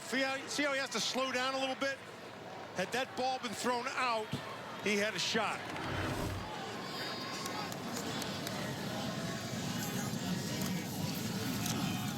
Martinez on the keep, and Martinez down at the 34. 2 yards short of the first, tripped up by Marcus Bailey. Still have to, got to get this first down if you're Nebraska, and it's 4th down. Let's see what Nick Holt does here defensively. Kind of a call, see how aggressive he is. 0 for 2 on 4th today. Now 1 for 6 on the year. Oh, he's going to be aggressive. But a timeout will be used by Purdue on this 4th and 2. Purdue, their second. And once the timeout is called, the guy holding the belt of Nick Holt is allowed to take a break, and Nick Holt can get out on the field. That was hilarious. You saw him on the sideline there. So they apparently have a guy who's assigned just to Nick. And his job is to just keep him from going on the field. And so they don't give him anything to hold on to. So what's he do? He puts his hand down his drawers in the back. He holds him by the belt and yanks him. I think that's hilarious. I'm not sure I've ever seen a hold him back guy like that. I don't think I've ever seen that either. But you don't see very many like Nick Holt. No. Very enthusiastic, very passionate about how he goes about even speaking to guys. And in that passion, he sometimes... And there's the guy. He has a tendency... This guy, right? I like this guy. I don't know what his name is. I have no idea. But his job... There he is. He's assigned... He's the drawers guy. That's awesome. Flag down. Martinez on the roll on 4th and 2. Martinez is going to be stopped short. Derek Barnes on the stop, and the flag down on the near sideline. It's against Nebraska. Illegal shift. Offense. Penalties decline. First down, Purdue. So the Huskers come up empty on 4th down again. 0 for 3 on 4th down for the Huskers today. And that'll likely salt Purdue's 2nd straight win. And Purdue turning around today a string of big-time struggles on the road in conference play, Matt. Since 2013, Purdue's only 3-18 on the road in the Big Ten. It's a big, big win for Jeff Brom in this program. It is, and it was a huge win for Jeff and this Purdue team if they have any aspirations of getting to a bowl, which I think this could help. They needed this to get to that 6-win mark.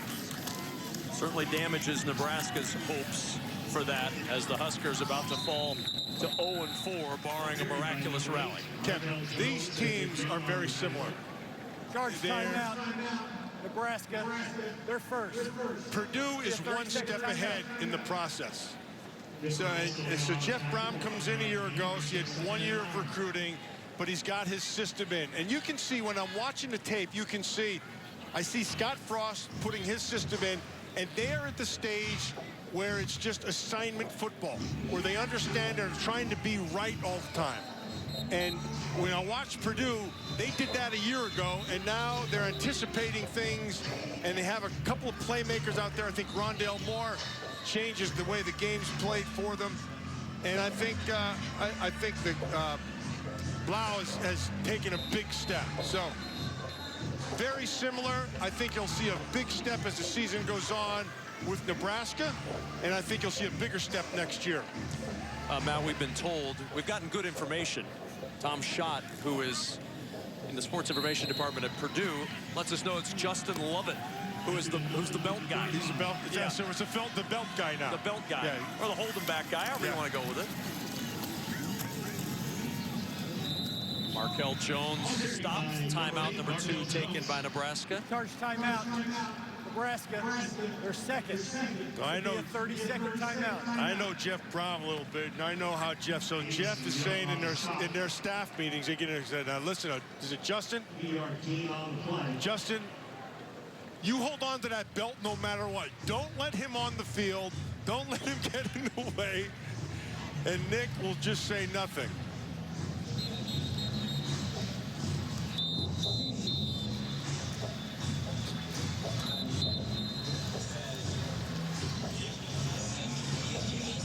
So 3rd and 7. Huskers could get the ball back with, if this all goes well, maybe 2:15, 2:20 on the clock.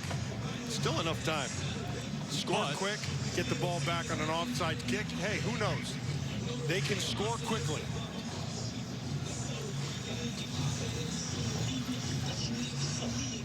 I think I see a big difference, though, in this Purdue team from a year ago. This is a better team. It may not even, I think they have a couple more playmakers, but I think this is what we thought. Jeff Brom's really good. And Blau just going to keep it on third down, and another third down run that gets a first for David Blau and Purdue, and that'll salt it away for the Boilermakers. That's 3 times today, Matt Millen, that David Blau's used his feet to get the first down on a third down play. Another piece of the puzzle that's used. That's a great play call. You get yourself an extra blocker. You trust the quarterback that he's not going to turn it over, and he does have good feet. Turns it into a first down.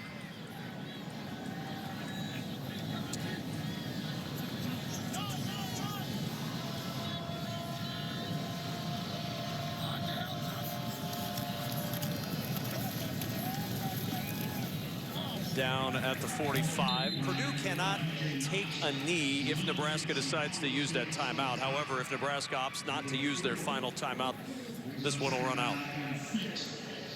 I think Rondell Moore changes this offense. I think Blau's better than he was a year ago. I think DJ Knox is 100% back. Makes a difference. And I think it makes the offensive line a little bit better. And I also think having Hopkins there makes a big difference. So I think this Purdue offense is pretty darn good.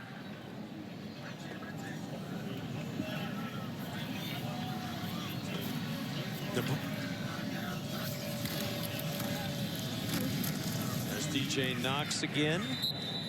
Kevin, one of the things that Nebraska is going to have to figure out, they've got to find a pass rusher. They don't have one.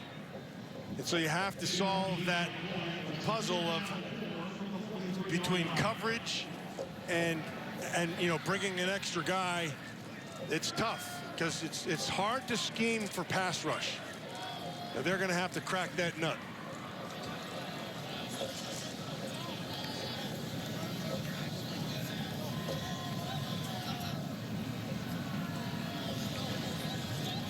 I do know one thing, though. Scott Frost will get it figured out. I think this is going to be he'll get them back to where they were. And Jeff Brom is taking the right steps with this Purdue team. And now Nebraska takes timeout. Nebraska, the third and final timeout. The 30-second timeout. Well, Nebraska penalties have been a problem all year long, and these are penalties that led to scores. Dismuke with the hit out of bounds. The pass interference call against DiCaprio Boodle. That's shoved by Davis.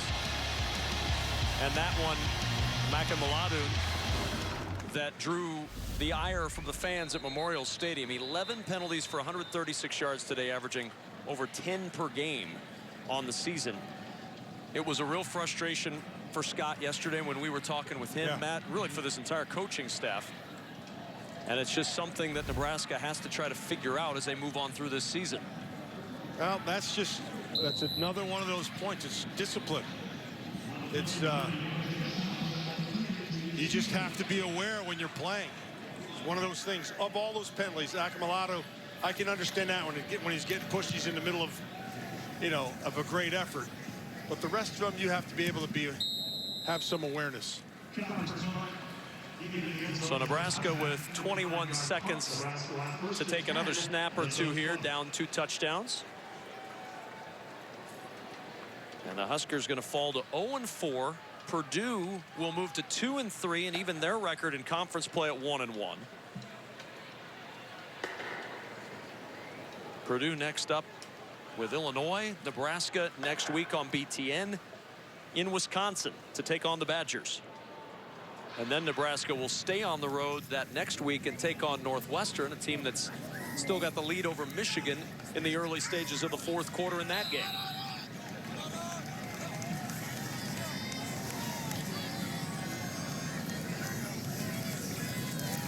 Martinez, a quick toss, Kurt Rafdahl. And Rafdahl down at the 29-yard line, short of the first down. 10 seconds and counting. Martinez over 300 yards passing on the day. Should be the final play barring a penalty. And Martinez will jump it to Ozigbo. And that will do it as Ozigbo picks up 11 to the 40-yard line. And the Purdue Boilermakers get a huge road win.